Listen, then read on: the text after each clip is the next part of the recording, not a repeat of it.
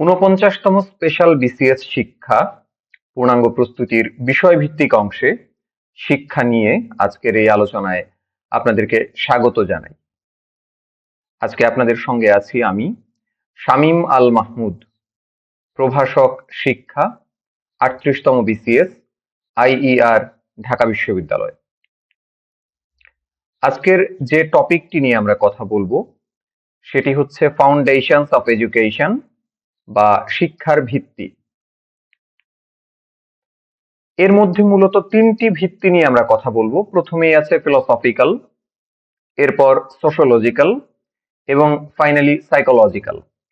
Philosophical অংশে আমরা যে জিনিসগুলো দেখব সেটি হচ্ছে idealism, naturalism, pragmatism, materialism, realism এবং এক্সিস্টেন্সিয়ালিজম। সোশিওলজিক্যাল পার্টে আমরা যে অংশটুকু এক্সপ্লোর করব সেটি হচ্ছে child society and education, social basis of education and social functions of education.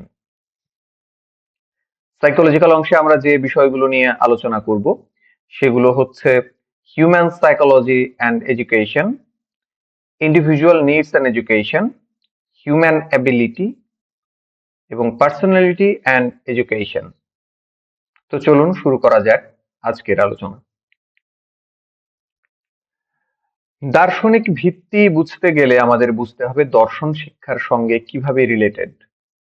আমরা যদি খেয়াল করি দর্শন শিক্ষার কোন কোন বিষয়ে গুরুত্বপূর্ণ ভূমিকা পালন করে, সেই বিষয়গুলো নিয়ে আমরা একটু প্রথমেই কথা বলতে চাই, তাহলে আমাদের পরবর্তী ধারণাগুলো আরো একটু স্পষ্ট হবে। দর্শন শিক্ষার সঙ্গে অনেকভাবেই রিলেটেড, যেহেতু দর্শনকে বলা হয় সকল জ্ঞানের জননী, অর্থাৎ শিক্ষা সহ অন্যান্য বিভিন্ন জ্ঞান ক্ষেত্র এখান থেকেই পরবর্তীতে উদ্ভূত হয়েছে। তো আমরা দেখি শিক্ষার বিভিন্ন জায়গায় দর্শন কাজ করে থাকে। তার মধ্যে কয়েকটি জায়গা স্ক্রিনে আপনারা দেখতে পাচ্ছেন। আমরা প্রথমেই শুরু করি শিক্ষার লক্ষ্য ও উদ্দেশ্য নির্ধারণে। শিক্ষার লক্ষ্য বা উদ্দেশ্য কেমন হবে সেটি আসলে শিক্ষা দর্শন কেমন হবে একই ধারায় আবর্তিত। অর্থাৎ কোনো দর্শন যদি হয় ভাববাদী, তাহলে সেই শিক্ষার দর্শন অর্থাৎ শিক্ষার লক্ষ্য এবং উদ্দেশ্যের মাধ্যমে আমরা কোন জায়গায় পৌঁছতে চাই সেটিও নির্ধারিত হবে ভাববাদী ধারার চিন্তা দ্বারা। একইভাবে অন্য কোনো দর্শন যদি শিক্ষাকে প্রভাবিত করে, তাহলে সেই শিক্ষার লক্ষ্য এবং উদ্দেশ্য নির্ধারিত হবে ওই দর্শনের যে গন্তব্য সেটি দ্বারা। শিক্ষাক্রম প্রণয়ন। শিক্ষাক্রম হচ্ছে সেই পরিকল্পনা যেটি শিক্ষার্থীর পুরো শিখন সময় জুড়ে থাকে, অর্থাৎ স্কুলে অর্থাৎ বিদ্যালয়ে কিংবা বিদ্যালয় বহির্ভূত তার কি কি শিখন ফল অর্জিত হবে বা কি কি আচরণিক পরিবর্তন হবে সেই সবকিছুরই একটি পূর্ণাঙ্গ পরিকল্পনা হচ্ছে শিক্ষাক্রম। যখন আমরা শিক্ষাক্রম প্রণয়ন করতে চাই তখন আমাদের অবশ্যই তার দার্শনিক যে ভিত্তি সেটিকে মাথায় রাখতে হয়, কারণ দর্শন যেদিকে তাকে পরিচালিত করতে চাইবে আমাদের শিক্ষাক্রম আসলে সেই দিকেই ধাবিত হবে। একইভাবে পাঠ্যপুস্তক বা সিলেবাস যদি আমরা প্রণয়ন করি, পাঠ্যপুস্তক তৈরি করার সময়ও আমাদের কোন দর্শনের উপর ভিত্তি করে আমরা শিক্ষার্থীদেরকে প্রস্তুত করতে চাচ্ছি বা কোন দর্শনের গন্তব্যে তাদেরকে আমরা নিয়ে যেতে চাচ্ছি মূলত সেই জিনিসটি খেয়াল করে আমাদের পাঠ্যপুস্তক প্রণয়ন করতে হয়। আর পাঠ্যপুস্তকে যে কন্টেন্ট গুলো থাকে সেই কন্টেন্ট গুলোর সম্মিলিত তালিকাকেই বলা হচ্ছে সিলেবাস বা পাঠ্যসূচি। তো এই দুইটি জিনিসই অর্থাৎ পাঠ্যপুস্তক এবং পাঠ্যসূচি এই দুইটি জিনিস তৈরি করার ক্ষেত্রেই আমাদের দর্শনের দ্বারস্থ হতে হয়। শিক্ষণ পদ্ধতি প্রণয়নে শিখন শেখানো পদ্ধতি খুবই গুরুত্বপূর্ণ একটি বিষয়। শ্রেণীকক্ষে যখন আমরা শিক্ষণ কার্যক্রম পরিচালনা করি তখন কোন পদ্ধতিতে কিংবা কোন কৌশলগুলো ব্যবহার করা হবে সেই সবকিছুর রূপরেখা আমাদের ফিক্স করতে হয় আমরা কোন দর্শনটি ওই শিক্ষা ব্যবস্থায় প্রচলিত হতে দেখতে ইচ্ছুক সেটির উপর ভিত্তি করে। যার ফলে শিক্ষণ পদ্ধতি প্রণয়নের ক্ষেত্রেও আমাদেরকে দর্শনের সহায়তা নিতে হয়। শিক্ষকের দায়িত্ব ও কর্তব্য নির্ধারণে দর্শন অনুযায়ী শিক্ষকের দায়িত্ব এবং কর্তব্য পার্থক্য হয়। অর্থাৎ যদি আমি শিক্ষককে একটি নির্দিষ্ট দর্শন প্রচারের জন্য একটি প্রণীত শিক্ষাক্রম তুলে দেই এবং পাঠ্যপুস্তক তাকে প্রদান করা হয়, তাহলে উনি যেভাবে তার দায়িত্ব এবং কর্তব্য পালন করবেন, ঠিক তার বিপরীত দর্শনের যদি শিক্ষাক্রম, পাঠ্যপুস্তক এবং শিক্ষণ পদ্ধতির সমন্বয় ঘটাতে বলা হয় তাকে, তাহলে তিনি হয়তো অন্যভাবে সেই কাজটি করবেন। সুতরাং শিক্ষকের দায়িত্ব এবং কর্তব্য এই দুইটি জিনিসই দর্শনের উপর নির্ভরশীল।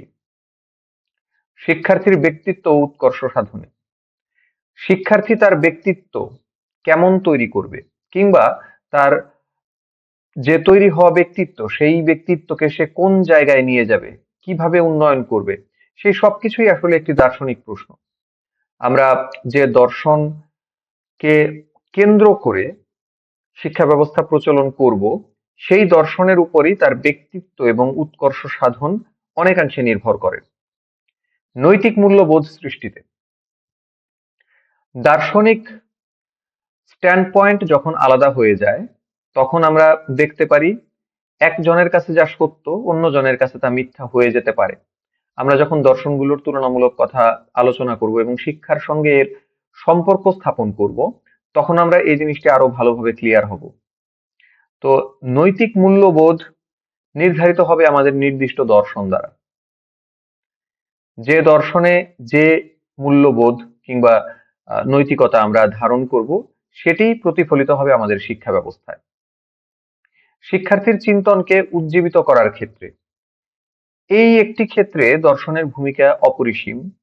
কারণ শিক্ষার্থী কোনভাবে চিন্তন করবে, তার চিন্তনের প্রক্রিয়া এবং তার চিন্তনের যে ফলাফল, এগুলো অনেকাংশে নির্ভর করে সে কোন দর্শনের উপর দাঁড়িয়ে তার যুক্তি উপস্থাপন করছে, তার চিন্তার যে ধাপ সেগুলো একে একে অতিবাহিত করছে।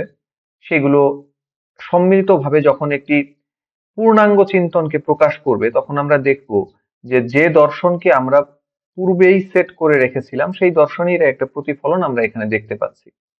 জীবনের মূল তত্ত্ব নির্ধারণে ভোগবাদী জীবন হবে আমাদের, নাকি ত্যাগী জীবন হবে, দেশপ্রেমিক জীবন হবে আমাদের, নাকি অভিবাসনের জীবন হবে, এই সবকিছুই আসলে নির্ভর করে আমাদের ব্যক্তিগত দার্শনিক যে চিন্তা ভাবনা সেটির উপর।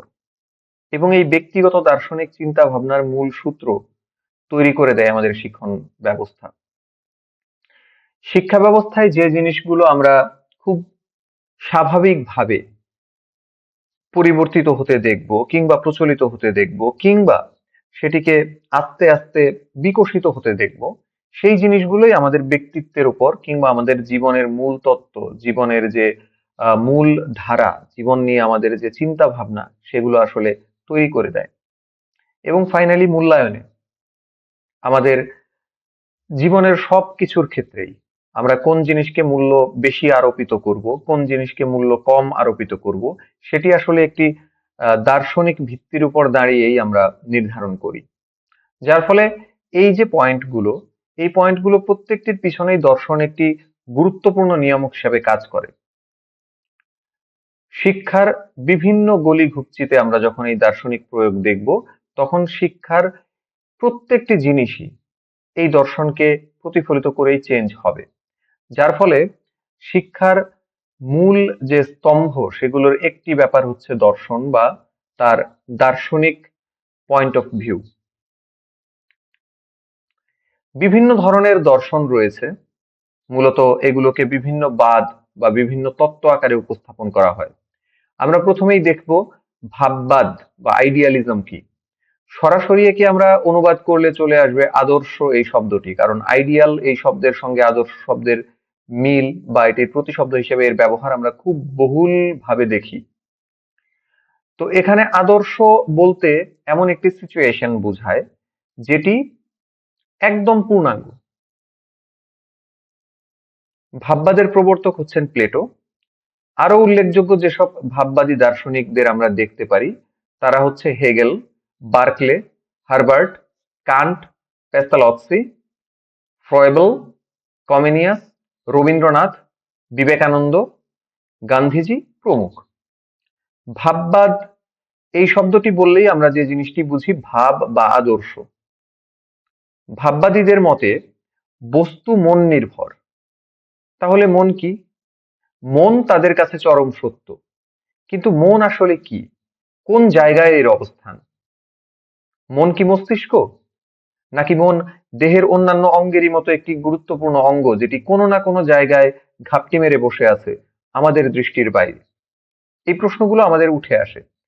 ভাববাদীরা যেটা মনে করেন সেটি হচ্ছে মন একটি বিমূর্ত সত্তা। সেই বিমূর্ত সত্তার নিরিখেই আমরা সবকিছু চিন্তা ভাবনা করি। আমরা ভাববাদীদের কথাবার্তা আরো একটু যদি সামনের দিকে এগিয়ে নিয়ে যাই, তাহলে তারা যেটি মনে করেন, এই যে পুরো বিশ্ব জগৎ, এখানে যে বস্তু আমরা দেখতে পাচ্ছি, এগুলো আসলে পুরোপুরি সত্য না। এগুলো এক একটি আইডিয়া বা ধারণা কিংবা ভাব কিংবা একটি আদর্শ ধারণার প্রতিলিপি মাত্র। এবং এই প্রতিলিপিগুলো সম্পূর্ণ পারফেক্ট হওয়া সম্ভব না, তার মধ্যে কোনো না কোনো খুঁত থাকবে। আমরা যদি একটু দেখি, ভাববাদ এমন একটি জ্ঞানতাত্ত্বিক মতবাদের কথা বলে যার অনুসারীগণ মনে করেন বস্তু আংশিক বা সম্পূর্ণভাবে মনের ধারণা বিশেষ, অর্থাৎ ধারণাটাই এখানে মূল। ভাববাদ হচ্ছে জড়বাদ ও বাস্তববাদ বিরোধী মতবাদ। আমরা একটু পরেই জড়বাদ এবং বাস্তববাদ নিয়ে কথা বলবো। তো জড়বাদে জড় বস্তু এই জিনিসগুলোই হচ্ছে আমাদের যে কোনো জিনিসের সেন্টার পয়েন্টে থাকে। সেই জিনিসকে কেন্দ্র করেই আমরা অন্যান্য জিনিসকে বর্ণনা করার চেষ্টা করি। বাস্তববাদ আমাদের বাস্তব যে সিচুয়েশন আছে সেটাকে ভিত্তি করে অন্যান্য জিনিসকে শেপ দেয়। কিন্তু ভাববাদ হচ্ছে এই দুটো জিনিসের বিপরীত জায়গায় দাঁড়িয়ে থাকা এক মতবাদ। ভাববাদ দর্শনের অন্যতম নীতি হলো, এ দর্শন বস্তু জগৎকে স্বীকার করে না, অর্থাৎ আমরা চর্মচক্ষে যা দেখছি সে মনে করে যে এ সবই কোনো না কোনো ধারণার প্রতিরূপ মাত্র। ভাববাদের মতে আত্মা বা ধারণাই একমাত্র প্রকৃত সত্য। মনের বাইরে বস্তুর কোনো স্বতন্ত্র সত্তা নেই, এটি মনে করে ভাববাদী দার্শনিকরা। দেকার্তের কথা, যার কথা একটু আগেও আমরা দেখলাম, এই দেকার্ত উনি যেটি বলেছেন, জগতের সবকিছুকে সন্দেহ করা যায়, কিন্তু যে মন সন্দেহ প্রকাশ করে সে মনের অস্তিত্বকে সন্দেহ করা যায় না। এটি অনেকটা অ্যারিস্টটলের আনমুভড মুভারের মতো।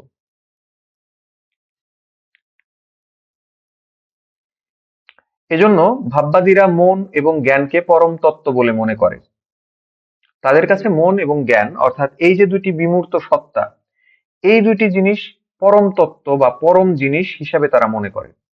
সর্বশেষে বলা যায় যে, যে মতবাদ অনুযায়ী বস্তুর অস্তিত্ব মনের উপর নির্ভর করে তাকে ভাববাদ বলে। আরেকটু সহজ করে বলতে গেলে বলা যায়, যে জিনিস বিমূর্ত সত্তাকে ধরে বস্তু জগৎকে কিংবা বাস্তব জিনিসপত্রকে বর্ণনা করে সেটি হচ্ছে মূলত ভাববাদ। ভাববাদের সঙ্গে শিক্ষার সম্পর্ক কি? ভাববাদ অনুযায়ী শিক্ষার লক্ষ্য হচ্ছে শিক্ষার্থীদের মধ্যে নৈতিক এবং অন্তর্নিহিত সত্তার বিকাশ সাধন করা। আমরা এই দুটো জিনিসই দেখব। নৈতিকতা এটি একটি আইডিয়া, এবং অন্তর্নিহিত সত্তা বা আমরা যে সুকুমার বৃত্তির কথাগুলো বলি, যেগুলো আসলে ধরা ছোঁয়া যায় না, আমাদের যে গুণগুলোর কথা আমরা বলি, সেই গুণগুলোর বিকাশ সাধন করা এই ভাববাদ অনুযায়ী শিক্ষার একটি গুরুত্বপূর্ণ লক্ষ্য। ভাববাদী শিক্ষার লক্ষ্য সম্পর্কে হারমান হ্যারেল হর্ন গুরুত্বপূর্ণ মন্তব্য করেছেন, education is the eternal process of superior adjustment of the physically and mentally developed free conscious human being to God as manifested in intellectual, emotional and volitional. আমরা এই কথাগুলোকে যদি সরলীকরণ করি তাহলে যেটি দেখব যে এটি আসলে হচ্ছে একজন উন্নত, একজন মুক্ত এবং বিবেক সম্পন্ন বা জ্ঞান সম্পন্ন মানুষের যে সত্তা, সেটি সেটি যে জিনিস চিন্তা করে সেই জিনিসের শুধুমাত্র আমাদের শারীরিক যে বিষয়গুলো বা যে বিষয়গুলো বাস্তবে আমরা দেখতে পাচ্ছি, মূর্ত যে জিনিসগুলো, তার ব্যাপার নয়। এটি অবশ্যই এর চেয়ে উপরের যে জিনিসটা আছে, অর্থাৎ যে জিনিস আমরা দেখতে পাচ্ছি না, যে আইডিয়া গুলো নিয়ে আমরা বড় হচ্ছি, কিন্তু তার একটা খণ্ডিত অংশ বাইরে দেখতে পাচ্ছি, তার মধ্যে সমন্বয়। ভাববাদী দার্শনিকরা মনে করেন জীবনের তিনটি গুরুত্বপূর্ণ দিক রয়েছে। এর মধ্যে প্রথমটি হচ্ছে বৌদ্ধিক, দ্বিতীয়টি নৈতিক এবং ৩ নাম্বারটি নান্দনিক। শিক্ষাক্রম নির্ধারিত হবে শিক্ষার্থীদের ৩ ধরনের চাহিদার উপর ভিত্তি করে। শিক্ষার্থীদের বৌদ্ধিক বিকাশের জন্য শিক্ষাক্রমে যেসব বিষয় অন্তর্ভুক্ত করা প্রয়োজন তা হচ্ছে সাহিত্য, দর্শন, বিজ্ঞান, গণিত, ভূগোল ইত্যাদি। নৈতিক বিকাশের জন্য শিক্ষাক্রমে ধর্মশাস্ত্র ও নীতিশাস্ত্র অন্তর্ভুক্ত করতে হবে। শিক্ষার্থীদের মধ্যে নান্দনিকতা বোধ জাগ্রত করা প্রয়োজন, এটি ৩ নম্বর যেহেতু অংশ। এজন্য শিক্ষাক্রমে সঙ্গীত, ভাস্কর্য, শিল্পকলা, চারুকলা ও কারুকলা অন্তর্ভুক্ত করতে হবে। ভাববাদী দার্শনিকেরা শিক্ষাক্রমে শরীরচর্চা সংক্রান্ত বিষয় রাখার উপর গুরুত্ব দিয়েছেন। এজন্য তারা শিক্ষাক্রমে শরীরবিজ্ঞান, স্বাস্থ্যবিজ্ঞান অন্তর্ভুক্ত করতে বলেছেন। ভাববাদী বক্তৃতা, আলোচনা, বিতর্ক, প্রশ্নোত্তর ইত্যাদি ফলপ্রসূ পদ্ধতি হিসেবে স্বীকৃত। শিক্ষাদান পদ্ধতি এমন হতে হবে যাতে শিক্ষার্থীর অন্তর্নিহিত সত্তার পরিপূর্ণ বিকাশ সাধন হয়। আমরা এটি খুব বারবার ঘুরে ফিরে দেখব ভাববাদে, যে শিক্ষাদান পদ্ধতিটা এমন হবে যে যেন তার বিমূর্ত যে গুণগুলো আছে, যে আইডিয়া গুলো আছে, সেই সম্পর্কে তার যেন ধারণা স্পষ্ট হয়, সেই গুণগুলো যেন তার ভালোভাবে আত্মস্থ হয়। এই জিনিসগুলোর উপর ভাববাদ খুব বেশি জোর দিয়েছে। কিন্ডারগার্টেন শিক্ষা ব্যবস্থার জনক ফ্রেডরিক ফ্রয়েগলের মতে প্রতিটি শিশুর মধ্যে রয়েছে অফুরন্ত সুপ্ত সম্ভাবনা। উপযুক্ত পরিবেশ ও পরিচর্যা দ্বারা শিশুর সুপ্ত প্রতিভার পূর্ণ বিকাশ সম্ভব। আমরা আসি প্রকৃতিবাদ নিয়ে। এই মতবাদের সঙ্গে ভাববাদের বেশ কিছু মিল রয়েছে। প্রকৃতিবাদের জনক ফরাসি দার্শনিক জঁ জাক রুসো। অন্যান্য প্রকৃতিবাদী দার্শনিকদের মধ্যে অন্যতম হলেন ডারউইন, কার্ল মার্কস, ল্যামার্ক প্রমুখ। প্রকৃতিবাদের মূল বক্তব্য হচ্ছে এই মহাবিশ্বের সবকিছুই প্রকৃতির নিয়মের অধীন এবং যাবতীয় গ্রাহ্য বস্তুর সৃষ্টি, রূপান্তর, ক্ষয়, লয় সবই প্রাকৃতিক নিয়মেই হয়ে থাকে। অর্থাৎ এই দর্শনের মূল কেন্দ্রবিন্দুতে রয়েছে প্রকৃতি। প্রকৃতির উপর নির্ভর করেই বাদবাকি যা কিছু আছে সবকিছু আবর্তিত হচ্ছে, এটাই আসলে প্রকৃতিবাদের মূল কথা। প্রকৃতিবাদে প্রকৃতিকেই চরম সত্য বলে গ্রহণ করা হয়। প্রকৃতির বাইরে পরম বা চরমের কোনো সত্তা বা অস্তিত্ব অবস্থান করে না, এটি প্রকৃতবাদীদের ধারণা। প্রকৃতিবাদ অতি প্রকৃতিবাদের বা সুপার ন্যাচারালিজমের বিরোধী। অর্থাৎ অলৌকিক কিংবা অন্যান্য যে অতি প্রকৃতিবাদী যে ঘটনাগুলো আছে সেই জিনিসগুলোকে প্রকৃতিবাদ আসলে স্বীকার করে নেয় না। প্রকৃতিবাদ সকল রকম অপ্রাকৃতিক বা অলৌকিক বিষয়বস্তু, উদ্দেশ্য, মূল্য বা মানকে পরিহার করে কেবলমাত্র প্রকৃতির সাহায্যেই জাগতিক ঘটনাগুলোকে ব্যাখ্যা করে। অর্থাৎ ন্যাচারালিজম এটা শুধু প্রকৃতিকে কেন্দ্র করে তার যে ঘটা বিষয়বস্তু বা অন্যান্য যে জিনিসগুলো আছে এই সব কিছুকে বর্ণনার চেষ্টা করে। আমরা দেখছি যে এই টপিকটিতে একটি স্টার মার্ক করা আছে। ঠিক একইভাবে ভাববাদ অর্থাৎ এর আগের যে দর্শনটি গেল সেই দর্শনটিও স্টার মার্ক করা আছে। অর্থাৎ এই দুইটা জিনিস খুব গুরুত্বপূর্ণ। আমাদের এখানেও প্রকৃতিবাদকে খুব গুরুত্বের সঙ্গে বিবেচনা করা হয়েছে শিক্ষার ক্ষেত্রে। মানুষের মধ্যে যখন বৈজ্ঞানিক দৃষ্টিভঙ্গির জাগ্রত হয়েছে তখনই এই প্রকৃতিবাদের আবির্ভাব হয়েছে। বৈজ্ঞানিক পদ্ধতির সাহায্যে বিষয়বস্তুকে ব্যাখ্যা করার আগ্রহ থেকেই এই মতবাদের উদ্ভব। আমরা যদি একটু পিছন দিকে ফিরে যাই, যে যখন দর্শন দর্শন বা ফিলসফি যখন ন্যাচারাল ফিলসফি বা প্রাকৃতিক দর্শন কিংবা প্রকৃতিকে নিয়ে শুধু কাজ করার একটা স্বাধীন জ্ঞানক্ষেত্র হয়ে গেল, তখনই কিন্তু সে শুধু প্রকৃতির যে কারণগুলো সেই কারণগুলোকে বর্ণনার জন্য ভৌত বিজ্ঞান, রসায়ন কিংবা জীববিজ্ঞান এই জিনিসগুলোর অবতারণা করলো। ঠিক সেই তিনটা জিনিসই পরবর্তীতে যেগুলো হচ্ছে আরো বিভিন্ন ক্ষেত্র উপক্ষেত্রে ভাগ হয়, সেই জিনিসগুলো নিয়েই প্রথম দিকে ন্যাচারাল ফিলসফি কথাবার্তা বলতো। সেই যে ন্যাচারাল ফিলসফির কথা, সেই ন্যাচারাল ফিলসফির মূল যে এসেন্স বা মূল যে দর্শন সেটাই কিন্তু আসলে ন্যাচারালিজম। অর্থাৎ প্রকৃতিকে কেন্দ্রবিন্দুতে রেখে বাদবাকি জিনিসকে ব্যাখ্যার যে প্রয়াস সেটি আসলে ন্যাচারালিজম। প্রকৃতিবাদ ও শিক্ষা। প্রকৃতিবাদ অনুযায়ী শিক্ষার লক্ষ্য হচ্ছে স্বাভাবিক উপায়ে শিক্ষার্থীর সহজাত শক্তি, সামর্থ্য, সম্ভাবনা, অভিরুচি ও আগ্রহ ইত্যাদির বিকাশ সাধন করা। অর্থাৎ স্বাভাবিক আমরা প্রকৃতিকে যে এরকম স্বাভাবিক দেখি, শিক্ষার্থীকেও সেরকম সহজাত শক্তি সামর্থ্য, মানে অর্থাৎ তার যা আছে, তার সম্ভাবনা, তার অভিরুচি, তার আগ্রহ ইত্যাদির ভিত্তিতে তাকে বিকাশ সাধনের সুযোগ দিতে হবে। প্রকৃতিবাদী দার্শনিক রুসো বলেছেন, শিক্ষার লক্ষ্য শিশুকে বাইরের হস্তক্ষেপ ছাড়া স্বাভাবিক সহজাত প্রবণতা ও সামর্থ্য অনুযায়ী বিকশিত করা। রুসো যেটি বলেছেন যে তাকে এমনকি বইও দেওয়ার প্রয়োজন নেই, সে প্রকৃতির মধ্যে গিয়ে শিখবে, প্রকৃতির বিভিন্ন বিষয়বস্তুর সঙ্গে পরিচিত হবে এবং এর মাধ্যমেই তার একটি লার্নিং হবে যেটি তার জীবন ঘনিষ্ঠ। প্রকৃতিই হবে শিশুর শিক্ষার প্রধান বিষয়বস্তু। প্রকৃতিবাদী দার্শনিকগণ বিজ্ঞানসম্মত শিক্ষাদান পদ্ধতির উপর গুরুত্ব আরোপ করেছেন। আমরা একটু আগেও আলোচনা করেছি, বিজ্ঞান এবং ন্যাচারাল ফিলসফি আসলে একই জিনিস ছিল, অর্থাৎ ন্যাচারাল ফিলসফি পরবর্তীতে বিজ্ঞানে পরিণত হয়, আজকের দিনে যাকে আমরা বিজ্ঞান বলছি। যার ফলে প্রকৃতিবাদী দার্শনিক যারা আছেন তারা বিজ্ঞানসম্মত শিক্ষাদান পদ্ধতির উপর গুরুত্ব আরোপ করবেন, এটাই খুব স্বাভাবিক। প্রকৃতিবাদে বলা হয়েছে যে প্রকৃতির মধ্যে শিক্ষার্থীদের স্বাধীনতার মাধ্যমে শিক্ষাদান করতে হবে, যেটি একটু আগে আমি বললাম। শিশু শিক্ষার শিক্ষায় খেলাধুলার স্থান বেশ গুরুত্বপূর্ণ, অর্থাৎ শিশু যে শিখবে সেক্ষেত্রে খেলাধুলা বা তার আনন্দের সঙ্গে করা যে কাজগুলো সেগুলো বেশ গুরুত্বপূর্ণ। শিশুর আচরণ, চিন্তা, প্রবণতা স্বাভাবিকভাবেই বিকাশ লাভ করবে। এটি প্রকৃতিবাদে খুব স্বাভাবিকতা বা খুবই সহজাতভাবে যে জিনিসগুলো ঘটে সেই জিনিসগুলোর উপর জোর দেওয়া হয়। তাহলে এক্ষেত্রে শিক্ষকের ভূমিকা কি হবে? শিক্ষক তাকে শুধু সহায়তা করবেন।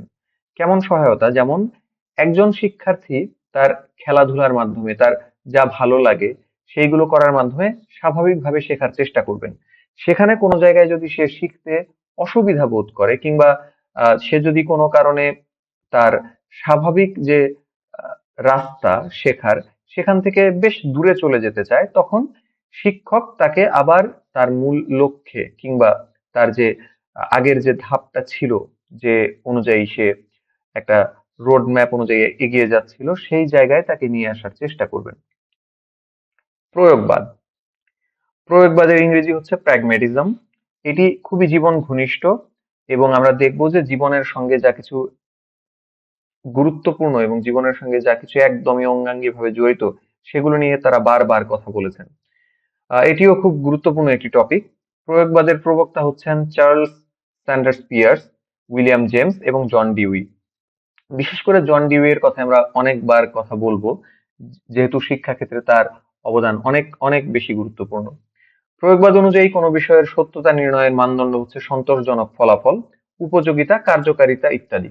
আমরা যদি দার্শনিক ক্ষেত্রে উপযোগিতা এই কথাটার কথাই শুধু চিন্তা করি, অর্থাৎ যে জিনিসের ইউটিলিটি আছে সেই জিনিসকে আমরা গ্রহণ করব সত্য হিসাবে, এবং সেটিই আমাদের জন্য প্রয়োজনীয় সত্য, যেটির আমাদের জীবনে একটি প্রয়োজনীয় উপযোগিতা আনতে পারে। যে জ্ঞান মানুষের প্রয়োজন মেটাতে পারে, কর্মজীবনে যে জ্ঞান কাজে লাগে তা সত্য। প্রয়োজন মেটানোর ক্ষমতা, জীবনযাপনে সহায়ক ভূমিকা রাখার উপযোগিতা সত্য যাচাইয়ের মাপকাঠি হিসেবে প্রয়োগবাদে গৃহীত হয়েছে। যে জ্ঞান ব্যবহার করে মানুষ উদ্দেশ্য হাসিল করতে পারে না, তেমন জ্ঞানের প্রয়োজনীয়তা প্রয়োগবাদে স্বীকার করা হয় না। এখন ধরেন অনেক কিছু আছে আমাদের, যেমন সত্য, সুন্দর, এই জিনিসগুলো নিয়ে আমরা কথা বলি। ধরেন একটি সুন্দর জিনিস যা আপনার মনে একটি আহ ভালো অনুভূতি জাগাচ্ছে, সেই জিনিসের যদি আসলে আপনার ব্যক্তি জীবনে সেরকম প্রয়োজনীয়তা না থাকে বা সেটা দিয়ে যদি আপনি কোনো উপযোগিতা পূরণ না করতে পারেন, তাহলে প্রয়োগবাদ অনুযায়ী সেটি আপনার জন্য খুব একটা উপযোগী কিছু না, বা সেটি আপনার জীবনের জন্য সত্য না। প্রয়োগবাদ হচ্ছে ব্যবহারিক অভিজ্ঞতার দার্শনিক মতবাদ। আমরা দেখব যে প্রয়োগবাদ এই শব্দটির মধ্যেই আছে ব্যবহার করা কিংবা সেটিকে প্রয়োগ করার একটি প্রচ্ছন্ন ইঙ্গিত। অভিজ্ঞতার যে অংশটুকু আমরা ব্যবহার করি বা ব্যবহার করে যে অংশটুকুর মাধ্যমে আমরা একটা সফলতা লাভ করি বা আমাদের কাজে লাগাই, সেটিকে গুরুত্ব দিয়েই এই প্রয়োগবাদের ডিজাইন করা। প্রয়োগবাদের শিক্ষা কিভাবে আছে? প্রয়োগবাদী দার্শনিকগণ শিক্ষার কোনো নির্দিষ্ট লক্ষ্যের কথা উল্লেখ করেননি, কারণ সমাজ পরিবর্তনশীল, তাই সমাজ পরিবর্তনের সাথে সাথে শিক্ষার লক্ষ্য পরিবর্তিত হবে। এটি খুব স্বাভাবিক। একটি নির্দিষ্ট সমাজে আপনি যদি একটি নির্দিষ্ট লক্ষ্যকে প্রয়োগ হতে দেখেন, তাহলে সেটি আপনার শিক্ষার লক্ষ্য হিসেবে আপনি গ্রহণ করতে পারেন। কিন্তু যদি এমন হয়, সমাজ পরিবর্তনশীল যেহেতু, সমাজের বিভিন্ন নর্মস, কালচার, সমাজের চাহিদা সবকিছু চেঞ্জ হয়ে যাবে, যেহেতু এটি একটি অবশ্যম্ভাবী ঘটনা, যার ফলে শিক্ষার লক্ষ্য প্রতিনিয়ত পরিবর্তিত হবে। এই জন্য তারা শিক্ষার কোনো স্থির লক্ষ্য, একদমই স্থির এবং সেটা অপরিবর্তনশীল হবে এরকম কোনো লক্ষ্য তারা স্থির করেনি। তাদের মতে সমাজ যেহেতু পরিবর্তনশীল এবং সমাজের সঙ্গে যেহেতু শিক্ষার লক্ষ্য বা শিক্ষার যে পরবর্তীতে প্রয়োগশীলতা কিংবা উপযোগিতা সেটাও পরিবর্তনশীল, এজন্য তারা এটাকে একটু ফ্লেক্সিবল রেখেছেন। শিক্ষার লক্ষ্য পরিবর্তিত হবে সমাজের সঙ্গে সঙ্গে। প্রয়োগবাদীগণ শিক্ষাক্রমে যে সমস্ত বিষয় অন্তর্ভুক্ত করার কথা বলেছেন তার মধ্যে উল্লেখযোগ্য হলো ভাষা, গণিত, শারীরিক শিক্ষা, বৃত্তিমূলক শিক্ষা ইত্যাদি। প্রয়োগবাদী দর্শনে যে কোনো মতামত ও বিষয় তখনই সত্য বলে গৃহীত হয় যখন তা পরীক্ষা নিরীক্ষা দ্বারা নির্ভুল ও সত্য প্রমাণিত হয়। প্রয়োগবাদ অনুযায়ী শিক্ষণের উল্লেখযোগ্য পদ্ধতি হচ্ছে সমস্যা সমাধান পদ্ধতি, প্রকল্প পদ্ধতি, কর্মকেন্দ্রিক পদ্ধতি ইত্যাদি। আমরা দেখি যে সেই জিনিসই আমরা এখানে সত্য বলে ধরে নিব যখন এটি পরীক্ষা নিরীক্ষা দ্বারা নির্ভুল ও সত্য প্রমাণিত হবে অ্যাকচুয়ালি। অর্থাৎ এখানে একটি অবজারভেশন এবং পরীক্ষা করার মাধ্যমে তার যে তার যে ফলাফল সেটিকে বিচার করা এবং সেই বিচারের উপর নির্ভর করে তাকে যদি আমার জন্য সেটি প্রয়োজনীয় হয় সেটিকে গ্রহণ করার একটি বিষয় আছে। তো এই জন্য এখানে আমাদের যে কোনো সমস্যা সমাধান করতে গেলে কিংবা শিক্ষাক্ষেত্রে আমরা যদি সমস্যা সমাধান পদ্ধতির প্রয়োগের মাধ্যমে শিক্ষাটা প্রদান করতে চাই, তাহলে আমাদের এই জিনিসগুলো মাথায় রাখতে হবে। সমস্যা সমাধান পদ্ধতিটি এই দর্শনের সঙ্গে খুব গুরুত্বপূর্ণভাবে সংযুক্ত। তার কারণ হচ্ছে জন ডিউই এই পদ্ধতিটির খুবই শুরুর দিকে এটি ব্যবহার করেছেন এবং এই পদ্ধতি খুবই জনপ্রিয় করেছেন। তার পরবর্তীতে প্রকল্প পদ্ধতি, এই পদ্ধতিটিরই খুব খুব কাছাকাছি আরেকটি পদ্ধতি, প্রকল্প পদ্ধতি, যেটি উইলিয়াম হার্ট কিলপ্যাট্রিক উনি এটি নিয়ে অনেক কাজ করেছেন।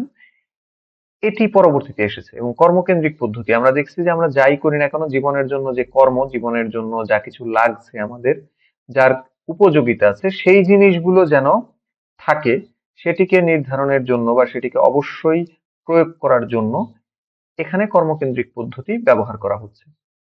এখানে শিক্ষার্থীর বন্ধু হবেন শিক্ষক এবং শিক্ষার্থীর দার্শনিক হবেন শিক্ষক এবং তার পথ প্রদর্শক, অর্থাৎ ইংরেজিতে আমরা যেটিকে ফ্রেন্ড, ফিলোসফার এন্ড গাইড এই জিনিস বলে থাকি, সেটিই হচ্ছে শিক্ষক এখানে শিক্ষার্থীর জন্য সেই একই জিনিস হিসেবে আবির্ভূত হবেন। শিক্ষার্থীর উপর কোনো কিছু চাপিয়ে দিবেন না তিনি, শিক্ষার্থীকে অটোনমি বা তার শিখনের ক্ষেত্রে স্বাধীনতা দিতে হবে। শিক্ষা হবে বাস্তব অভিজ্ঞতা ভিত্তিক, অর্থাৎ শিশু যাই শিখুক না কেন তা যেন তার বাস্তব অভিজ্ঞতায় কাজে লাগে কিংবা বাস্তব অভিজ্ঞতা প্রসূত হয় সেটি শিক্ষক নিশ্চিত করবেন। জড়বাদ বা ম্যাটেরিয়ালিজম বা একে আমরা বস্তুবাদও বলতে পারি। জড়বাদের প্রবক্তা হচ্ছেন গ্রিক দার্শনিক থেলিস। এছাড়া গ্রিক দার্শনিক অ্যানাক্সিম্যান্ডার, অ্যানাক্সিমেনিস, হেরাক্লিটাস, এম্পিডক্লিস ও অ্যানাক্সাগোরাসের দর্শনে জড়বাদের পরিচয় পাওয়া যায়। জড়বাদ এটি ঠিক বিপরীত প্রান্তে দাঁড়িয়ে আছে ভাববাদের। আমরা একটু পরে যাই। মধ্যযুগীয় দর্শন ধর্মের প্রভাবে প্রভাবিত ছিল বলে এ সময় জড়বাদের বিকাশ না ঘটলেও আধুনিক যুগের দর্শনে আবার এর বিকাশ লক্ষ্য করা যায়। টমাস হবস, ল্যামেট্রি, হলব্যাক প্রমুখ দার্শনিক তাদের দর্শনে জড়বাদের আলোচনা করেছেন। জড়বাদ যা কিছু দৃশ্যমান, ইন্দ্রিয় গোচরীভূত হয় তাকেই সত্য হিসেবে মেনে নেয়।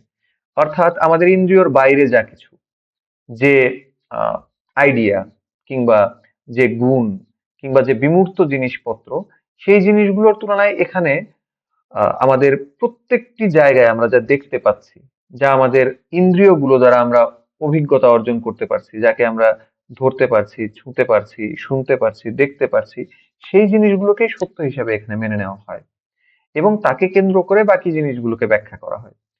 ইন্দ্রিয় বহির্ভূত কোনো বিষয় বা শক্তিকে জড়বাদ বিশ্বাস করে না।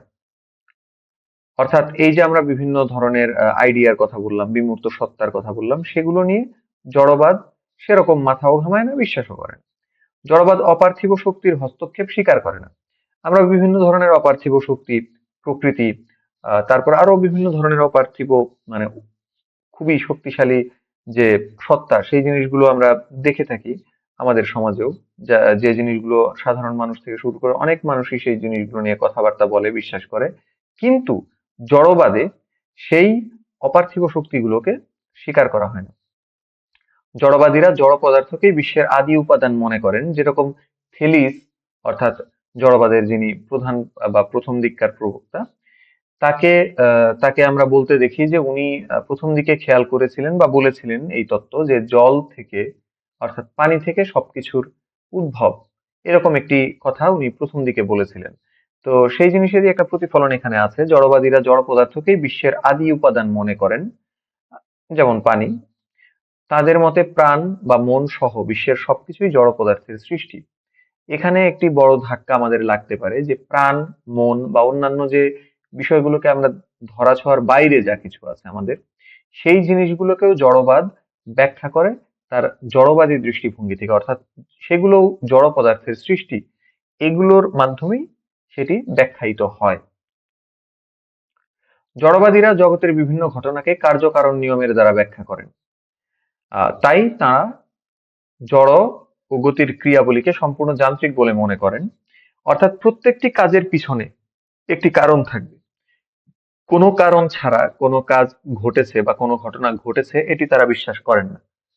তারা মনে করেন যে এই প্রত্যেকটা কাজের পিছনেই একটি কার্যকারণ সম্পর্ক, কিংবা আমরা এটিকে বলতে পারি আহ কারণ বিনে কাজ হবে না, এরকম একটি ধারণা তাদের সব জায়গার ক্ষেত্রে আছে। আর এ অর্থে তারা জগতে কোনো ঐশী উদ্দেশ্য বা আদর্শকে স্বীকার করেন না। অর্থাৎ যা কিছু জড় দিয়ে বা দৃশ্যমান না, বা আমরা অভিজ্ঞতায় আনতে পারি না, এরকম যা কিছু আছে, যা কিছু আমাদের অভিজ্ঞতার বাইরে, আমাদের যে সেন্স গুলো আছে তার বাইরে, কিংবা যা কিছু আমরা লোকালয়ে বা লৌকিক ভাবে দেখতে পারি না, এই জিনিসগুলোকে জড়বাদীরা স্বীকার করেন না। জড়বাদীরা শক্তির অবিনশ্বরতা নীতিতে দৃঢ়ভাবে আস্থাশীল। অর্থাৎ শক্তি ধ্বংস হয় না, এটি মানে ধ্বংসহীন ভাবে সারা জীবন টিকে থাকে, এটি তারা বিশ্বাস করেন। তারা জগতের বিভিন্ন বস্তু বা ঘটনার মধ্যে কেবল আকারগত ও পরিমাণগত পার্থক্যের স্বীকার করেন। জড়বাদ ও শিক্ষা। জড়বাদ অনুযায়ী শিক্ষার লক্ষ্য হচ্ছে জীবনের কাঙ্ক্ষিত পরিবর্তন আনা। অর্থাৎ আমি আজকে যা আছি কালকে তা থাকবো না, তবে এই যে পরিবর্তনটা, এটা ইতিবাচক হওয়াটা ভালো। যথাযথ শিক্ষা গ্রহণ করে ব্যক্তি ও পারিবারিক জীবনে উন্নতি ও সমৃদ্ধি বয়ে আনা। অর্থাৎ যেটি আমরা চাই, উন্নতি যেটি আমাদের জন্য কাঙ্ক্ষিত, এবং সমৃদ্ধি, এটি যেন আমরা আনতে পারি, সেই জন্য আমাদের শিক্ষার লক্ষ্যটা সেরকম ভাবেই সেট করা দরকার। জড়বাদ অলৌকিক বিষয়ের উপর গুরুত্ব প্রদান করে না, বস্তু জগতের উপরই জড়বাদ অধিক গুরুত্ব প্রদান করে। এটি আমরা আগেও দেখেছি। জড়বাদের শিক্ষাক্রমে ঈশ্বর, আত্মা, স্বর্গ, নরক, এছাড়াও বিভিন্ন বিমূর্ত যে সত্তাগুলো আমরা শুনি, যে বিমূর্ত বিষয়গুলো কিংবা যেগুলো ধরা ছোঁয়ার বাইরে যে বিষয়গুলো, সেই বিষয়গুলো অন্তর্ভুক্ত তারা করতে চায় না। জড়বাদ অনুযায়ী শিক্ষাক্রমে যেসব বিষয় থাকবে তার মধ্যে উল্লেখযোগ্য হচ্ছে পদার্থবিদ্যা, রসায়নবিদ্যা, চিকিৎসাবিদ্যা, কৃষিবিজ্ঞান, গণিত, ব্যবসায় শিক্ষা, প্রযুক্তি শিক্ষা ইত্যাদি। জড়বাদীদের মতে শিক্ষা হবে দক্ষ মানব সম্পদ গড়ে তোলার হাতিয়ার। যেহেতু বিজ্ঞান কিংবা ব্যবহারিক কিংবা প্রায়োগিক দিকের ব্যাপারে এটির একটি ঝোঁক আছে, কারণ প্রয়োগ আমরা সেখানেই করব, বিভিন্ন জড় বস্তুর সমাহার যেখানে। তো সেই জন্য এটাতে আহ শিক্ষার সঙ্গে মানব সম্পদ হিসাবে গড়ে তোলা কিংবা দক্ষ স্কিলফুল নাগরিক গড়ে তোলার যে ব্যাপারটি, সেটি এটাতে সম্পূর্ণ উপস্থিত। সময়ের সাথে সাথে পৃথিবীতে পরিবর্তন আসছে, এমন শিক্ষা ব্যবস্থা গড়ে তুলতে হবে যাতে মানুষের পরিবর্তনের সাথে তা খাপ খাইয়ে নিতে পারে। বস্তুবাদ, এটিও একটি গুরুত্বপূর্ণ মতবাদ। দুঃখিত, বাস্তববাদ বা রিয়েলিজম। বাস্তববাদও একটি গুরুত্বপূর্ণ এবং খুবই আমাদের সঙ্গে প্রাসঙ্গিক একটি মতবাদ। বাস্তববাদের প্রবক্তা হচ্ছেন অ্যারিস্টটল, সেই বিখ্যাত অ্যারিস্টটল, যে ত্রয়ীকে আমরা দেখি, সক্রেটিস, সক্রেটিসের শিষ্য প্লেটো, যিনি ভাববাদ নিয়ে কথা বলেছেন, এবং তার শিষ্য অ্যারিস্টটল, যাকে আমরা এখানে পাচ্ছি বাস্তববাদে। বাস্তববাদে বিশ্বাসী অন্যান্য দার্শনিক হলেন Erasmus, John Locke, Bacon, Russell প্রমুখ। বাস্তববাদীদের মতে বস্তুর অস্তিত্ব জ্ঞান নিরপেক্ষ ও মন নিরপেক্ষ। এখানে একটু খেয়াল করবেন, জ্ঞান এবং মন এটাকে একদমই পরম সত্তা হিসেবে চিন্তা করেছিল বা পরম তত্ত্ব হিসেবে চিন্তা করেছিল কোন দর্শনে, আমরা একটু যদি মনে করি তাহলে আমরা দেখব সেটি হলো ভাববাদ বা আইডিয়ালিজম। আইডিয়ালিজম প্লেটোর মতবাদ। তার ছাত্র অ্যারিস্টটল গুরুর বাইরে এসে বা গুরুর বিপরীতে দাঁড়িয়ে এই বাস্তববাদের কথা বলছে, যেখানে জ্ঞান নিরপেক্ষ এবং মন নিরপেক্ষ ভাবে বস্তুর কথা স্বীকার করা হচ্ছে। কোনো বস্তু সম্পর্কে কেউ জানুক বা না জানুক, বস্তুটির স্বাধীন অস্তিত্ব রয়েছে। এটা আমরা একটি খুব সাধারণ উদাহরণ দিলেই বুঝতে পারবো। যেমন কলম্বাস আমেরিকা নামক দেশ আবিষ্কার করার পূর্বেও আমেরিকা নামক দেশের অস্তিত্ব ছিল। তখন আমেরিকা সম্পর্কে মানুষ জানতো না, তাই বলে আমেরিকার অস্তিত্ব ছিল না এ কথা বলা যাবে না। এটি আমরা খুব স্বাভাবিকভাবে দেখতে পারি। ধরেন আজকে আপনি একটা জিনিস জানেন না, ধরেন আপনি কখনো জীবনে মিষ্টি খাননি, তাই বলে যে মিষ্টি মিষ্টি লাগবে না এটি আপনি বলতে পারেন না। কিংবা ধরেন কোনো জায়গার কোনো একটি শহর যে জায়গায় আপনি কখনো যাননি, তাই বলে যে সেই জায়গার অস্তিত্ব নেই বিষয়টি এমন না। অর্থাৎ আপনার জ্ঞান বিশ্বে যা আছে তার বাইরেও বস্তু বা বিষয় থাকতে পারে। বাস্তববাদে জ্ঞানের বিষয় না থাকলে কোনো জ্ঞানই হয় না। জ্ঞান বিষয় বা বস্তু দ্বারা নিয়ন্ত্রিত হয়। এক্ষেত্রে আমরা একটা বস্তুবাদের স্বর প্রতিধ্বনিত হতে এখানে দেখি। এখানেও একটি জড়বাদীদের মতে বস্তুর উপর খুবই গুরুত্ব প্রদান করা হয়েছে। কিন্তু বিষয় বা বস্তুর অস্তিত্ব কখনোই জ্ঞানের দ্বারা নিয়ন্ত্রিত হয় না। যে চিরায়ত ডিবেট, কোনটি বড়, জ্ঞান থেকে বস্তু নাকি বস্তু থেকে জ্ঞান, সেই জায়গায় এখানে বাস্তববাদীরা বস্তুকে উপরে তুলে ধরেছেন। জ্ঞান ছাড়াও বস্তু থাকতে পারে। বাস্তববাদের মূল বক্তব্য হচ্ছে কোন বস্তুর অস্তিত্ব আমাদের জানা বা না জানার উপর নির্ভর করে না বা আমাদের জ্ঞানের উপর নির্ভর করে না। অর্থাৎ বস্তুর যে অস্তিত্ব আছে সেটি আমাদের জ্ঞান নিরপেক্ষ। বাস্তববাদ ও শিক্ষা। বাস্তববাদ অনুযায়ী শিক্ষার লক্ষ্য হচ্ছে শিক্ষার্থীকে বাস্তব জীবনের উপযোগী করে গড়ে তোলা। শিক্ষার্থীদের দৈনন্দিন জীবনের প্রতি গুরুত্ব আরোপ করে শিক্ষাক্রমের বিষয়বস্তু নির্ধারণ করতে হবে, এটি বাস্তববাদের কথা। শিক্ষার্থীদের পঠিত বিষয় হবে বিজ্ঞান, শরীরচর্চা, ভাষা ইত্যাদি। শিক্ষণ পদ্ধতি হবে শিক্ষার্থী কেন্দ্রিক, অর্থাৎ শিক্ষার্থীকে কেন্দ্র করে যে শিখন শেখানো পদ্ধতি রয়েছে সেটি পূর্ণমাত্রায় এখানে প্রয়োগ করতে হবে। শিক্ষণের ক্ষেত্রে সহজ বিষয় থেকে ক্রমাগত কঠিন বিষয়ের দিকে যেতে হবে। অর্থাৎ এক্ষেত্রে মনোবৈজ্ঞানিক যে নীতিমালা বা যে ম্যাক্সিম হবে সেটি হচ্ছে সহজ থেকে কঠিন। শিক্ষার্থীদের বাস্তব অভিজ্ঞতাকে শিক্ষাদানের ভিত্তি হিসেবে বিবেচনা করতে হবে। আমরা এটি খুব স্বাভাবিকভাবে বুঝতে পারি যে বাস্তব যে অস্তিত্ব কিংবা বাস্তব যে জগৎ বা বাস্তব যে বস্তুর সমাহার, সেই জিনিসগুলোর উপর ভিত্তি করে আমরা শিক্ষাদানের যে কোনো কিছু নির্ধারণ করব। মূল্যায়নের ক্ষেত্রে বৈজ্ঞানিক ও মনোবৈজ্ঞানিক দৃষ্টিভঙ্গির প্রতিফলন ঘটাতে হবে। এটি খুবই গুরুত্বপূর্ণ বিষয়। বৈজ্ঞানিক এবং সঙ্গে সঙ্গে মনোবৈজ্ঞানিক যে দৃষ্টিভঙ্গি, অর্থাৎ মূলত একটি বৈজ্ঞানিক দৃষ্টিভঙ্গির প্রতিফলন সব জায়গায়, সব কারিকুলামে কিংবা সব শিক্ষা ব্যবস্থায় করতে হবে, এটি বাস্তববাদের সুপারিশ। অস্তিত্ববাদ বা এক্সিস্টেন্সিয়ালিজম। অস্তিত্ববাদের উদ্ভব দার্শনিক সোরেন কিয়েরকেগার্দের হাত ধরে। অস্তিত্ববাদ এমন একটি দর্শন যা মানুষের পৃথক অস্তিত্ব, স্বাধীনতা এবং পছন্দের উপর জোর দেয়। আমরা দেখি পশ্চিমে এখন ইন্ডিভিজুয়ালিজম নামে একটি জিনিস আছে, বা ব্যক্তি স্বাতন্ত্র্যবাদ আমরা বলতে পারি। এখানে মানুষের যে পৃথক অস্তিত্ব, তার স্বাধীনতা, তার পছন্দ, এগুলোতে আসলে কোনো গোষ্ঠী বা অন্য কোনো ব্যক্তি যেন জোর করে হস্তক্ষেপ না করে সেই বিষয়ে জোর দেওয়া হয়। ঠিক একইভাবে অস্তিত্ববাদেও তাই। অস্তিত্ববাদ ভবিষ্যৎ নির্ধারণে ছাত্রদের স্বাধীনতা দেয়। একজন শিক্ষার্থী কোন দিকে যাবে, কোন পথ চুজ করবে বা তার ভালো লাগার বিষয় কোনটি, সেটি পূর্ণভাবে শিক্ষক শিক্ষকের ব্যতি রেখে ছাত্র যেন নিজেই নির্ধারণ করতে পারে, সেই ব্যাপারে অস্তিত্ববাদ সমর্থন দেয়। অস্তিত্ববাদী শিক্ষাবিদেরা বিশ্বাস করে শিক্ষার্থীদের পরিচালিত করার জন্য কোনো ঈশ্বর বা উচ্চতর শক্তি নেই। এক্ষেত্রে এই যে স্পিরিচুয়াল কিংবা সুপার ন্যাচারাল যে সত্তাগুলো আছে সেই সত্তাতে তাদের আহ অস্তিত্ব স্বীকার করা বা তাদেরকে নিয়ে কথাবার্তা বলা, এটা অস্তিত্ববাদে এই অংশটুকু নেই। এজন্য তারা শিক্ষার্থীদেরকে জীবনের অর্থ নিজের মতো করে তৈরি করতে উৎসাহিত করে। অর্থাৎ কারো জীবনের অর্থ বা কারো জীবনের গতিপথ কিংবা কারো জীবন কিভাবে একজন যাপন করবে, সেই সব জিনিসই নির্ধারণ করবে ওই ব্যক্তি নিজে। অন্য কোনো কি বলে উচ্চতর শক্তি কিংবা অন্য কোনো বস্তু বহির্ভূত যে আইডিয়া কিংবা নোশন কিংবা ভাব, এইগুলো দিয়ে না। সে নিজে নিজের চলার পথ, নিজের জীবন, নিজের আহ পরবর্তীতে শিক্ষা বা ক্যারিয়ার যাই বলি না কেন, প্রত্যেকটি ব্যাপারে নিজে একটি স্ট্যান্ডার্ড তৈরি করবে এবং সেই অনুযায়ী সে চলার চেষ্টা করবে। এবং তার কাছে যা স্ট্যান্ডার্ড সেটা অন্যের সঙ্গে নাও মিলতে পারে।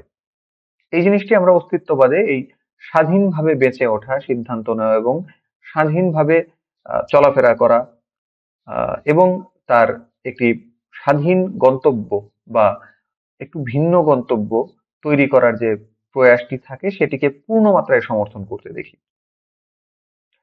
শিশু সমাজ ও শিক্ষা, বিদ্যালয় ও সমাজের মধ্যে গভীর সম্পর্ক রয়েছে, এটা আমরা খুব স্বাভাবিকভাবেই জানি। বিদ্যালয় সামাজিক প্রতিষ্ঠান, অর্থাৎ সমাজের মধ্যেই তার অবস্থান। একটি সমাজের প্রচলিত সংস্কৃতি, নিয়ম নীতি বিদ্যালয়ে শেখানো হয়। এটিও আমরা জানি যে বিদ্যালয়ে আসলে মূলত যে সমাজ সমর্থিত জিনিস, সেই জিনিসগুলোই শেখানো হয়। সমাজের বিভিন্ন বিষয় শিক্ষাকে প্রভাবিত করে। এসব বিষয়ই মূলত শিক্ষার সামাজিক ভিত্তি।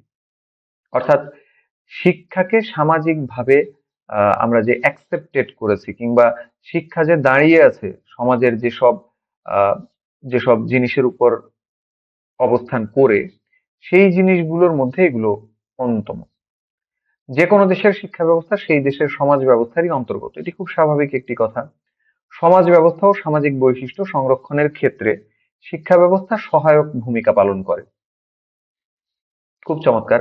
মানুষ তার এক প্রজন্ম থেকে আরেক প্রজন্মে তাদের যে জ্ঞান সেটাকে ট্রান্সমিট করেই শিক্ষার মাধ্যমে, এবং সেই জ্ঞানটি হয় সমাজ কেন্দ্রিক।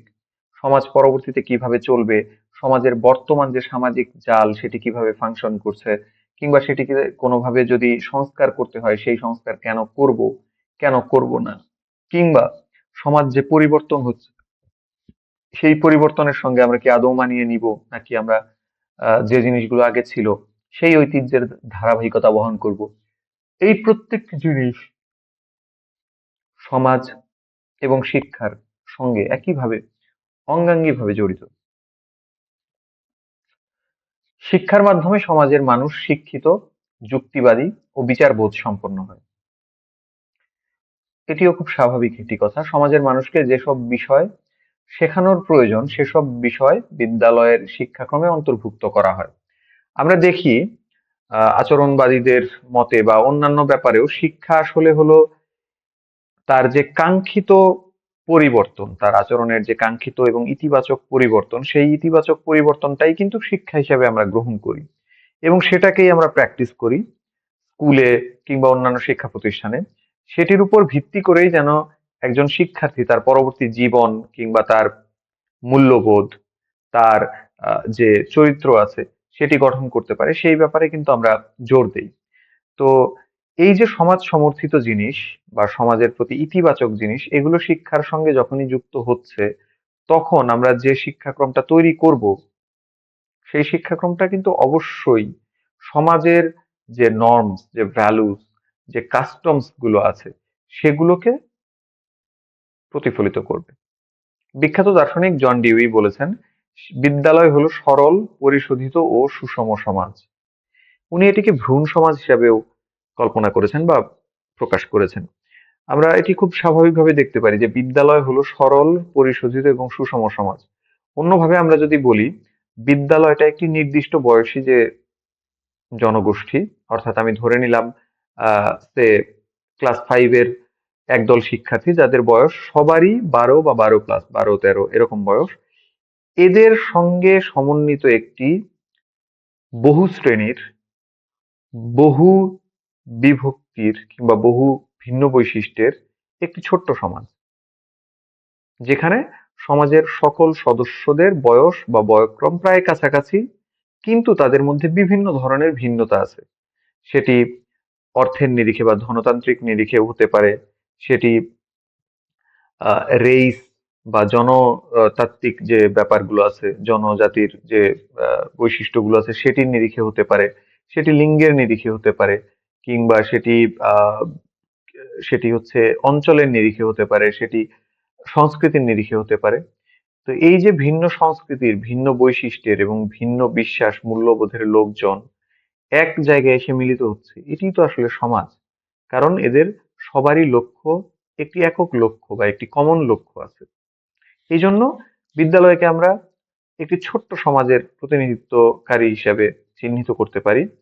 এবং আহ, এটি আসলে সামাজিকীকরণ শেখার সবচাইতে গুরুত্বপূর্ণ যে কয়টি কম্পোনেন্ট বা উপাদান রয়েছে তার মধ্যে একটি। সমাজের কথা বলতে গেলেই আমাদের আরেকটি বিষয় আসে, রাষ্ট্র। এবং রাষ্ট্রের কথা বলতে গেলে আমরা ইতিহাসের যে জায়গায় দাঁড়িয়ে আছি সে জায়গায় রাষ্ট্রগুলোর এই যে ইন্টারন্যাশনাল বর্ডার বা সীমানা ধরে ভাগাভাগি হয়ে যাওয়া, সেটা থেকে আবার একটা জায়গায় গিয়ে তারা হচ্ছে সম্মিলিত একটা একক সত্তার মধ্যে অবস্থান করার যে একটি আহ, ঘটনা, যেটি আমরা খুব জোরে সোরে দেখতে পাচ্ছি বর্তমানে।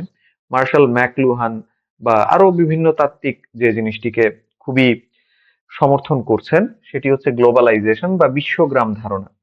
এই বিশ্বগ্রাম ধারণার সঙ্গে রাষ্ট্র রিলেটেড, একইভাবে সমাজও রিলেটেড। কারণ অনেক ক্ষেত্রেই রাষ্ট্র এবং সমাজের যে পরিবর্তনের ধারা সেটা গ্লোবালাইজেশনের মাধ্যমে এখন অতি দ্রুত সম্পন্ন হচ্ছে। তো এই যে ঢেউ পরিবর্তনের, এই ঢেউটা গিয়ে কিন্তু শিক্ষার গায়েও লাগে। তো সেই জায়গা থেকে আমরা যে জিনিসগুলো দেখতে পারি যে শিক্ষাক্ষেত্রে এই সময়ে কি কি জিনিস গ্লোবালাইজেশনের মাধ্যমে চেঞ্জ হচ্ছে বা হতে যাচ্ছে। প্রথমে আমরা যেটি পাই সেটি হচ্ছে গ্লোবাল সিটিজেনশিপ বা বিশ্ব নাগরিকত্ব। এই বিশ্ব নাগরিকত্ব আমরা আগে তো নাগরিকত্ব বা জাতীয় নাগরিকতা এর সঙ্গে খুব বহুল মাত্রায় পরিচিত হয়েছি। কিন্তু এখন যেটি চিন্তা করা হচ্ছে, পুরো বিশ্বের যেহেতু একটি অংশ আমি বা আমার দেশ বা আমার জাতি, সেই হিসেবে পুরো বিশ্বের যে নাগরিকত্ব বা নাগরিকতা, সেই জায়গাতেও আমি কিন্তু একজন অংশীজন বা অংশীদার। সেই জায়গা থেকে শুধু আমার জাতীয় স্বার্থের নিরিখ থেকে চিন্তা না করে কিংবা দেশপ্রেমের নিরিখে চিন্তা না করে, আমরা যদি পুরো বিশ্বকে কেন্দ্র করে বা পুরো বিশ্বের মানুষকে চিন্তা করে আমাদের নাগরিকত্বের যে জিনিসগুলো আছে সেই জিনিসগুলোর প্রয়োগের চেষ্টা করি, তাহলেই কিন্তু আমরা বৈশ্বিক নাগরিক হয়ে গড়ে উঠতে পারবো। বর্তমানের যে শিক্ষা ব্যবস্থা প্রচলিত হচ্ছে বিভিন্ন জায়গায়, সেই জায়গাগুলোর প্রায় প্রত্যেকটিতেই আমরা দেখতে পাই গ্লোবাল সিটিজেনশিপকে খুব জোরে সোরে প্রমোট করা হচ্ছে। গ্লোবাল সিটিজেনশিপের অর্থ তেমন কিছুই না, আপনি যে বিশ্বের একটি অংশ সেটি নিজে থেকে অনুভব করা। এবং রাষ্ট্রকে আপনি যেরকম ভাবে ভালোবাসেন, নিজের জাতিকে, নিজের দেশকে যেরকম ভাবে ভালোবাসেন, সেই ভালোবাসাটা, সেই একই রকম আন্তরিকতাটা পুরো বিশ্বের প্রতি দেখানো।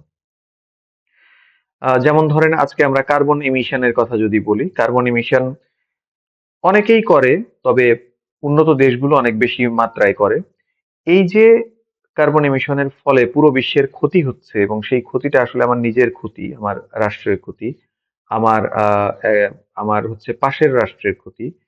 এই যে ইন্টারন্যাশনাল বা গ্লোবাল যে চিন্তা, সেই চিন্তার উপর নির্ভর করে আমরা যদি আমাদের শিক্ষা ব্যবস্থা বা অন্যান্য জায়গায় এই জিনিসগুলো জোরে সোরে কথা বলি, তখন দেখা যাবে আমি এই আমার জাতির সীমানার বাইরে বা অন্যান্য আমার যে বিস্তৃত চিন্তা, বিস্তৃত যে আমার কমিউনিটি, সেই জিনিসগুলোকে বিবেচনায় এনে আমি যে কোনো কর্মকাণ্ড পরিচালনা করতে পারি।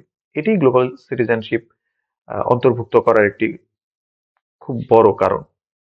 শ্রমবাজার, আমরা দেখছি গ্লোবালাইজেশনের যে জন্ম, সেটার মূল কোর কনসেপ্টে যদি অর্থনীতিকে আমরা রাখি, সেটি কোনো ভুল কাজ হবে না পুরোপুরি। কারণ গ্লোবালাইজেশন এই যে সীমানা পেরিয়ে ব্যবসায়ের যে ধারণা কিংবা মুক্তবাজার অর্থনীতি, সেগুলোকে কিন্তু খুব জোরে সোরে গ্রহণ করে নিয়েছে। এবং সেখানকারই একটা খুব গুরুত্বপূর্ণ অ্যাসপেক্ট হচ্ছে শ্রমবাজার। আমরা দেখি যেখানে খুব সস্তায় শ্রম পাওয়া যায়, সেই জায়গাগুলোতে গ্লোবালাইজেশন এর মাধ্যমে উন্নয়ন হয় এবং উন্নত বিশ্ব সেখানে শ্রম ক্রয়ের মাধ্যমে তাদের একটা প্রোডাকশন তৈরি করে। তো যার ফলে শ্রমবাজারের সঙ্গে এই গ্লোবালাইজেশনের কনসেপ্ট এবং শিক্ষার কনসেপ্ট একইভাবে, কারণ শ্রমবাজারের জন্য আপনি যাদেরকে তৈরি করবেন তাদের শিক্ষা কিংবা তাদের দক্ষতা বাড়ানো শিক্ষা ব্যবস্থার মধ্যে অন্তর্ভুক্ত হতে হবে। যার ফলে শ্রমবাজার নিয়ে যখনই আমরা কথা বলবো তখন অবশ্যম্ভাবীভাবে পরিবর্তিত পরিস্থিতিতে শিক্ষার ব্যাপারটা স্বয়ংক্রিয়ভাবে চলে আসবে। আন্তর্জাতিক মানদণ্ড পাঠ্যক্রম পাঠ্যক্রম বা শিক্ষাক্রম এটি পরিবর্তিত হচ্ছে এবং গ্লোবালি শিক্ষার যে বিভিন্ন দিক পরিবর্তন হচ্ছে সেটাকে মাথায় রেখেই কিন্তু আমাদের জাতীয় কারিকুলাম বা জাতীয় শিক্ষা ব্যবস্থা চেঞ্জ হচ্ছে। যার ফলে আন্তর্জাতিক আর জাতীয়তে এখন খুব বেশি পার্থক্য আমরা রাখতে চাচ্ছি না, কারণ আমার যে মানব সম্পদ বের হবে সে তো আসলে শুধু আমার দেশের জন্য বের হবে না, সে পুরো পৃথিবীর জন্যই উপকারী একটি জিনিস হিসেবে যেন আত্মপ্রকাশ করতে পারে সেই জিনিস আমরা নিশ্চিত করতে এখন আগ্রহী হচ্ছি। বহু সাংস্কৃতিক শিক্ষা আমরা দেখতে পাচ্ছি জাতি ভিত্তিক যে রাষ্ট্র সেটি গড়ে উঠলেও আমাদের এখানে বহু সংস্কৃতি, বহু জাতি কিংবা বহু ভাষা এই জিনিসগুলো খুব স্বাভাবিকভাবে বিরাজ করছে। যার ফলে একক সাংস্কৃতিক যে আবহ সেটি ভেঙে পড়ছে এবং ইনক্লুসিভ এডুকেশনের কথা যখন আমরা বলছি তখন এই বহু বা বিচিত্র জিনিসের যে সৌন্দর্য একে স্বীকার করে নিয়ে আমাদের শিক্ষা ব্যবস্থাটাকে ঢেলে সাজাতে হচ্ছে। যার ফলে গ্লোবাল ভিলেজে আমরা যেরকম দেখি বহু সাংস্কৃতিক জনগোষ্ঠী, ঠিক একইভাবে একটা ক্ষুদ্র দেশের কনটেক্সটেও সেটিকে আমরা আমলে নিয়ে আমরা আমাদের শিক্ষা ব্যবস্থাকে পরিবর্তন করার চেষ্টা করছি। ডিজিটাল সাক্ষরতা সাক্ষরতার ক্ষেত্রে আগে চিন্তা করা হতো শুধু লিখতে পড়তে এবং গুণ মানে গণনা করতে জানলেই একজন মানুষ সাক্ষর, কিন্তু এই ধারণা অনেক আগে চেঞ্জ হয়ে গেছে, কারণ এই ডিজিটাল যুগে কেউ যদি ইন্টারনেটে তার অ্যাক্সেসিবিলিটি কিংবা ইন্টারনেটে তার কাজ করার সক্ষমতা বা একদমই খুব ইজি যে লাইফ স্কিল গুলো সেগুলো ইন্টারনেটের মাধ্যমে পূরণ করার যদি যোগ্যতা তার না থাকে তাহলে তাকে আসলে স্বাক্ষর বলা কতটুকু যাবে সেটি নিয়ে বিরাট বড় এক কোশ্চেন মার্ক তৈরি হয়েছে। প্রযুক্তিতে প্রবেশাধিকার এরই সঙ্গে সঙ্গে রিলেটেড যে টপিক সেটি হচ্ছে প্রযুক্তিতে তার প্রবেশাধিকার কেমন। আজকের যুগে দাঁড়িয়ে কেউ যদি মোবাইল কিংবা ইন্টারনেট ব্যবহারের মাধ্যমে আহ কোনো দরকারি জিনিস বা তার জীবনের জন্য প্রয়োজনীয় ব্যাপারগুলোকে মিটিয়ে ফেলতে না পারে তাহলে তাকে নিয়ে আমরা আসলে বিপদে পড়ে যাব, কারণ শিক্ষা থেকে শুরু করে স্বশিক্ষণ, অ্যাক্টিভ লার্নিং বিভিন্ন জিনিসের মধ্যেই এখন এই প্রযুক্তির ব্যাপারটা খুব ডমিনেন্টলি প্রবেশ করেছে। যার ফলে আমরা অবশ্যই প্রযুক্তিতে প্রবেশাধিকারটা বাড়াতে আগ্রহী। সেটি জাতীয় পর্যায়ে তো অবশ্যই, গ্লোবাল ভিলেজে আমাদের অবস্থান করতে গেলেও এর কোনো বিকল্প নেই। সক্রিয় ও সহযোগিতামূলক শিখন আমরা দেখছি আগে যে নিষ্ক্রিয় শিখন ছিল যেখানে শিক্ষার্থীদের অংশগ্রহণের জায়গা ছিল একদমই কম, সেটি চেঞ্জ হয়ে এখন সক্রিয় শিখনের দিকে আমরা যাচ্ছি এবং আগে যেখানে ছিল প্রতিযোগিতা, আমরা প্রতিযোগিতা করে এগিয়ে যেতে চাইতাম, অমর্ত্য সেন এটাকে বলেছিলেন the countries of first boys, সেই জিনিস থেকে আমরা বের হয়ে আসার চেষ্টা করছি। আমরা এই মুহূর্তে সহযোগিতার মাধ্যমে শিখনের দিকে ঝুঁকছি অনেক অনেক বেশি মাত্রায়। প্রাইভেটাইজেশন আমরা দেখছি জাতীয়করণের পাশাপাশি প্রাইভেট বা ব্যক্তি উদ্যোগে, ব্যক্তি মালিকানায় বিভিন্ন শিক্ষা প্রতিষ্ঠান থেকে শুরু করে ব্যবসায়িক প্রতিষ্ঠানও তৈরি হচ্ছে। যেহেতু আমরা শিক্ষা নিয়ে কথা বলছি সুতরাং শিক্ষার ক্ষেত্রে এই যে ব্যক্তি মালিকানায় বিভিন্ন শিক্ষা প্রতিষ্ঠান তৈরি হচ্ছে এটি আসলে গ্লোবালাইজেশনের একটি ফল, কারণ গ্লোবালাইজেশনের ফলে বিভিন্ন ব্যক্তি মালিকানার যে প্রতিষ্ঠান কিংবা ব্যক্তি মালিকানায় যে পুঁজির সংগ্রহ সেটি আস্তে আস্তে বাড়তে থাকে। তো শিক্ষাও এখানে একটি পুঁজিবাদী ব্যবস্থার একটি অনুষঙ্গ হিসাবে আমরা কিছু কিছু জায়গায় দেখতে পারি। তো সেই জায়গা থেকে শিক্ষার প্রাইভেটাইজেশনও অনেক বেশি পরিমাণে দেখা যাচ্ছে অন্যান্য সময়ের তুলনায় এই মুহূর্তে। আন্তর্জাতিক মূল্যায়ন আমরা এখন আর জাতীয় মূল্যায়নে নেই, আমাদের যে গ্রাজুয়েটরা বের হচ্ছে তারা জিআরই বা অন্যান্য যে প্রতিযোগিতামূলক পরীক্ষা আছে বা পুরো বিশ্বের সঙ্গে একীভূত বা একই রকম যে মূল্যায়ন আছে সেখানে তারা অংশগ্রহণ করছে, সেখানে তারা নিজেদের আহ মেধা এবং যোগ্যতার পরিমাপ যা আছে সেটি প্রকাশ করতে সমর্থ হচ্ছে এবং এর মাধ্যমে আমরা কিন্তু একটা আন্তর্জাতিক মূল্যায়নকে জাতীয় মূল্যায়নের সঙ্গে একই তালে এগিয়ে নিয়ে যাওয়ার একটি প্রয়াস পাচ্ছি। ডিজিটাল সোসাইটি, একইভাবে এই জিনিসটাও আমাদের এখন গুরুত্বপূর্ণ। আমরা আসলে একটা সময় যে জীবন যাপন করতাম তার সঙ্গে এখন ভার্চুয়াল জীবন আমাদের একদমই প্যারালালি চলছে। তো ডিজিটাল সোসাইটি কোন সোসাইটি? যে সোসাইটিতে তথ্য প্রযুক্তি অর্থাৎ আইসিটি, তথ্য প্রযুক্তি দৈনন্দিন জীবন, কাজ, শিক্ষা ও যোগাযোগের সঙ্গে একদমই অঙ্গীভূত অবস্থায় থাকে, সেটি হচ্ছে ডিজিটাল সোসাইটি। আহ শিক্ষা এখানে একটি অন্যতম অনুষঙ্গ। এই জন্য শিক্ষার সঙ্গে এই ডিজিটাল সোসাইটির কনসেপ্টটা খুবই গুরুত্বপূর্ণ। আমরা এর সঙ্গে সঙ্গে কি দেখতে পারি? ডিজিটাল সোসাইটিতে কি থাকবে? Digital classroom. আমরা অনেক ক্ষেত্রেই এখন দেখছি ফ্লিপড ক্লাসরুম, এই যে পরবর্তী যে টপিকটা flipped classroom, digital classroom, streaming এর মাধ্যমে শিক্ষা, দূর শিখন, হ্যাঁ, ভিডিও ধারণের মাধ্যমে সেই ক্লাসটা পরবর্তীতে আবার দেখার সুযোগ। এই জিনিসগুলো কিন্তু এই ডিজিটাল ক্লাসরুম বা ডিজিটাল যে সোসাইটি তারই একটা অবদান।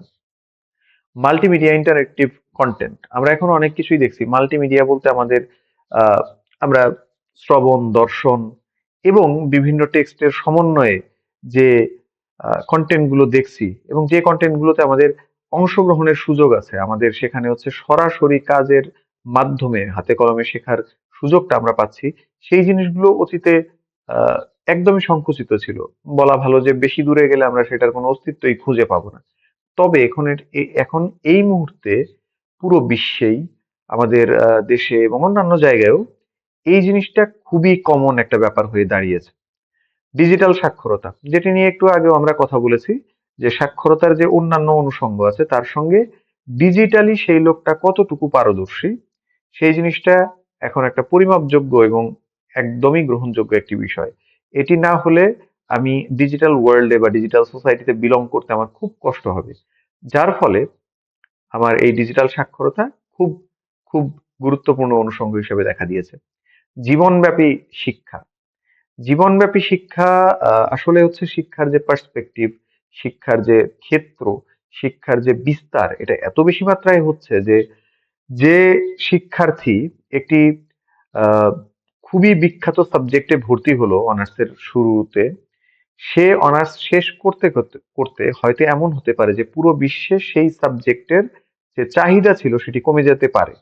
অর্থাৎ আহ, পৃথিবী এত দ্রুত এগোচ্ছে যে আমাদেরও বিভিন্ন দিকে এবং বিভিন্ন ভাবে আমাদের যোগ্যতাগুলো নবায়ন করতে হবে, নতুন যোগ্যতা যুক্ত করতে হবে। যার ফলে আমি যে জায়গায় বা যে কাজেই থাকি না কেন, কিংবা যে শিক্ষারই ট্রানজিশনাল পিরিয়ড অতিক্রম করি না কেন, আমাকে আরো নতুন অনেক কিছুই শিখে জীবনটা পার করতে হবে। কারণ প্রত্যেকদিন নতুন প্রযুক্তি আমাদের সামনে চলে আসছে। কোন প্রযুক্তির পরে কোন প্রযুক্তি আসবে এটাও এখন আনপ্রেডিক্টেবল হয়ে গেছে। এই জায়গা থেকে আমাদের এই জীবনব্যাপী আমাদের শিখন বা জীবনব্যাপী শিক্ষাটা চালু রাখতে হবে। এবং সেটা হতে পারে দক্ষতা ভিত্তিক, সেটা হতে পারে আপনার শখ ভিত্তিক। যেমন আপনি যদি সমান্তরালে মানে একটি কাজের সঙ্গে সমান্তরালে আরো কোনো কাজ করে অর্থ উপার্জন করতে চান, তাহলে আপনি বিভিন্ন ব্যবসায়িক কোর্স কিংবা বিভিন্ন যে অফিস ম্যানেজমেন্ট বা এই ধরনের যে প্রফেশনাল কোর্স গুলো আছে সেগুলো করতে পারেন। তারপর আপনি বিভিন্ন যদি শখের কাজগুলো করতে চান সেগুলোও করতে পারেন, কিন্তু আলটিমেটলি এই পরিবর্তনশীল এবং খুব দ্রুত পরিবর্তনশীল সমাজের সঙ্গে যদি আমরা পা রাখতে চাই, তাহলে আমাদেরকে অবশ্যই আমাদের বিভিন্ন দিকে এবং বিভিন্ন ব্যাপারে আমাদের শিক্ষা গ্রহণটা চালু রাখতে হবে।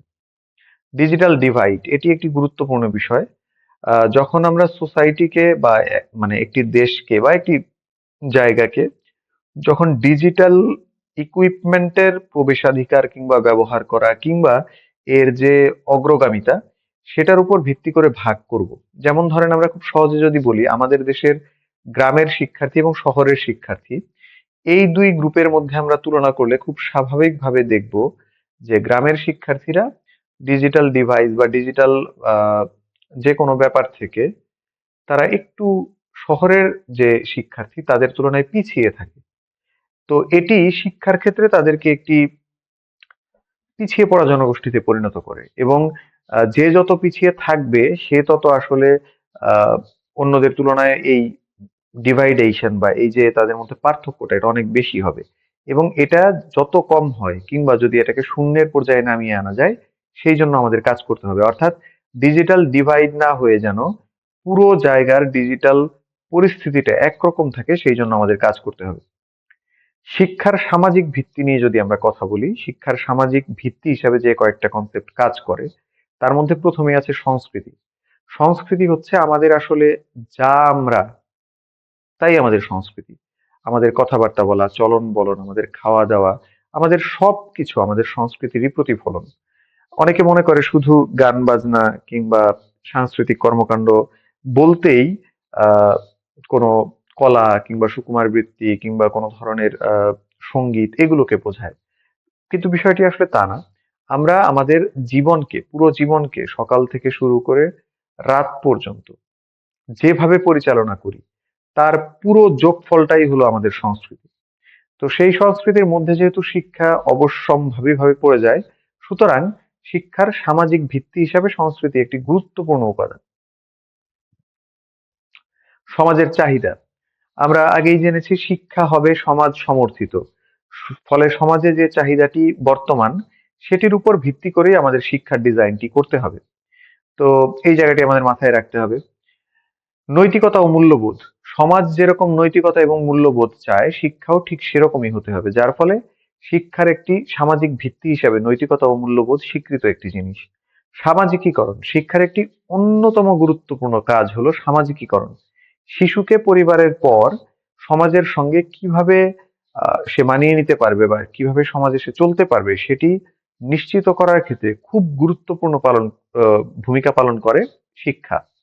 যার ফলে আমরা দেখি যে সামাজিকীকরণ কেমন হবে সেটার উপর নির্ভর করে শিক্ষাকে ডিজাইন করা হয়। তো এক্ষেত্রে এটি একটি শিক্ষার ভিত্তি হিসেবে কাজ করে। সামাজিক পরিবর্তন, সমাজ যেহেতু নিয়ত পরিবর্তনশীল, সেই পরিবর্তিত সমাজের সঙ্গে শিক্ষার যে সম্পর্ক বা তার যে কি বলে আবশ্যিকভাবে মিল থাকার যে ব্যাপারগুলো, সেই জিনিসগুলো না থাকলে শিক্ষা হয়তো বাতিল শিক্ষা হয়ে যেতে পারে, কিংবা সামাজিকভাবে সেটাকে আমরা হয়তো আর চালিয়ে নিতে পারবো না। এই জন্য সামাজিক পরিবর্তনের সঙ্গে মিল রেখে শিক্ষাকে আমাদের ডিজাইন করতে হবে।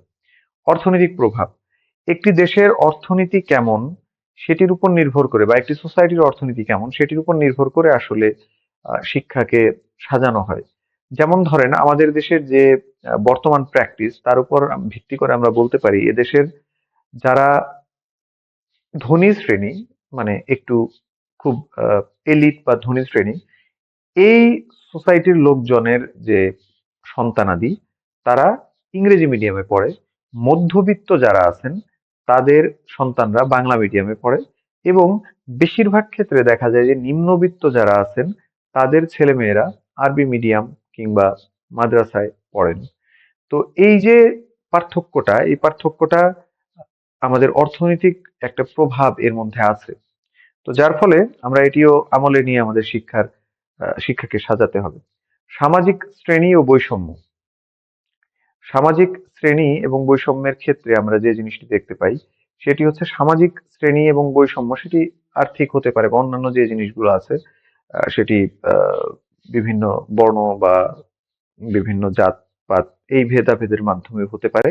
সেই জিনিসের উপর ভিত্তি করে আমাদের শিক্ষা কিন্তু ডিজাইন করতে হবে। শিক্ষার সামাজিক কর্মকাণ্ড কি কি, এটি আমরা খুব সহজেই জানি। সামাজিকীকরণ বা সমাজের সঙ্গে শিক্ষার্থীকে পরিচিত করে তোলা, এটি একটি শিক্ষার গুরুত্বপূর্ণ সামাজিক কাজ। সংস্কৃতি সংরক্ষণ ও প্রেরণ, মানে পরবর্তী সময়ে বা পরবর্তী প্রজন্মে এটিকে প্রেরণ করা। সামাজিক একতা ও সংহতি সৃষ্টি, যেহেতু এক সমাজে আমরা বসবাস করি, আমাদের লক্ষ্য উদ্দেশ্য এক, যার ফলে একতা এবং সংহতি সৃষ্টি করা শিক্ষার সামাজিক একটি কর্মকাণ্ড।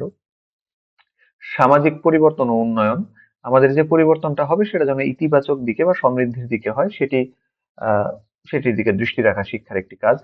নাগরিকত্ব গঠন, আমরা যেন ভালো নাগরিক হয়ে উঠি বা রাষ্ট্রের ক্ষেত্রে আমাদের যেন আমরা আমাদের সর্বোচ্চটা দিতে পারি, সেটি নিশ্চিত করাও এই শিক্ষার একটি সামাজিক কাজ। অর্থনৈতিক ও পেশাগত উন্নয়ন, অর্থনৈতিকভাবে আমরা যেন স্বাবলম্বী হতে পারি বা আমাদের পেশাগত জীবনে আমরা যেন উন্নয়ন করতে পারি, সেটি দেখাও সামাজিক ভাবে শিক্ষার একটি কাজ হিসেবে স্বীকৃত। সামাজিক সমস্যা নিরসনে ভূমিকা, বিভিন্ন ধরনের সামাজিক সমস্যা উদ্ভূত হয়, সেগুলো যেন আমরা ঠিকঠাক করতে পারি এবং সমাজকে একটা নিরুপদ্রব নিরাপদ জায়গা তৈরি তৈরি করতে পারি, সেই জন্য শিক্ষাকে এগিয়ে আসতে হয়। মনোবিজ্ঞান ও শিক্ষা। মনোবিজ্ঞান নিয়ে আমরা আগের যে সেশনটি ছিল সেখানে কথা বলেছি, যার ফলে এখানে আমরা একটু সংক্ষেপে আলাপ করব।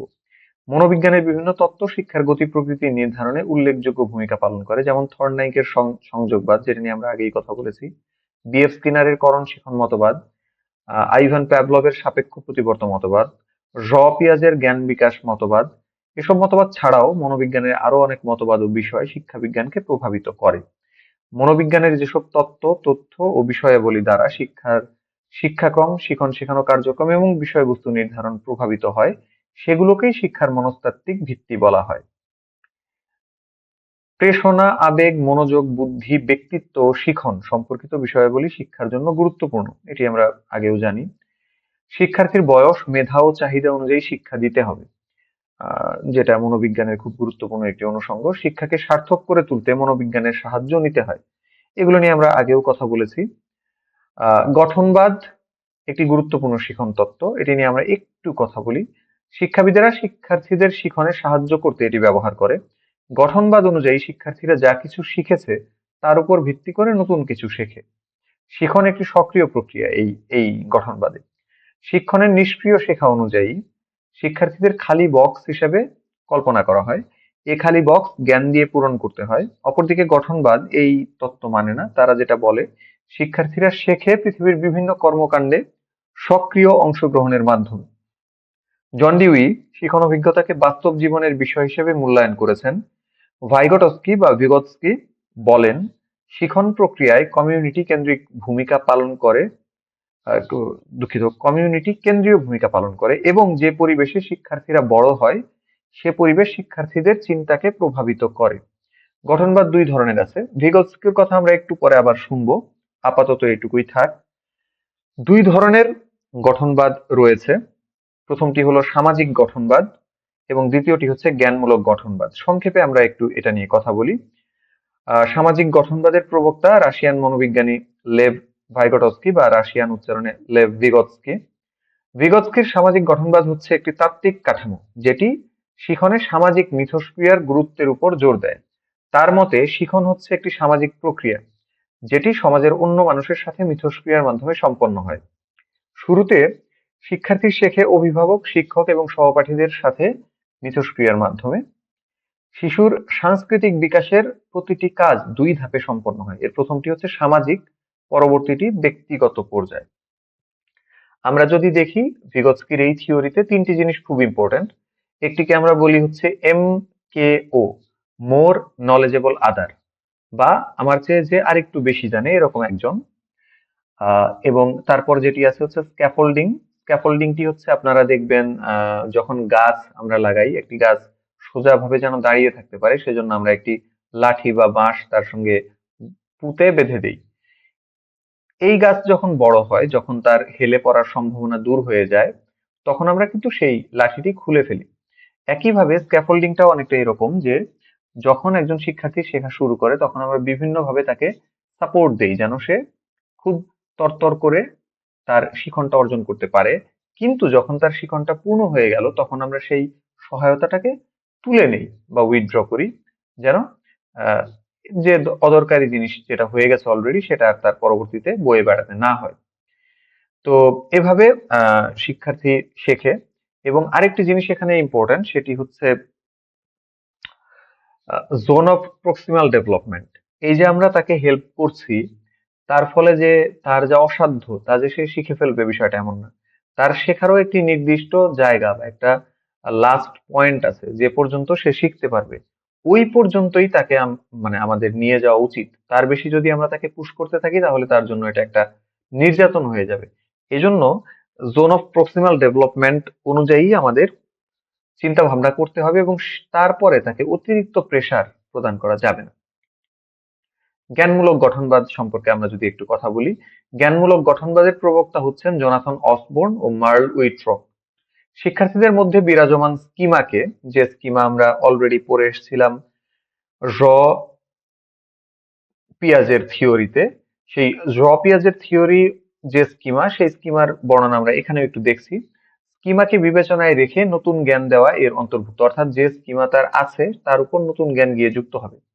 শিক্ষার্থীরা নতুন কিছু শেখে উদ্দীপক এবং তাদের ভেতরে থাকা তথ্যের মধ্যে সম্পর্ক স্থাপন করে।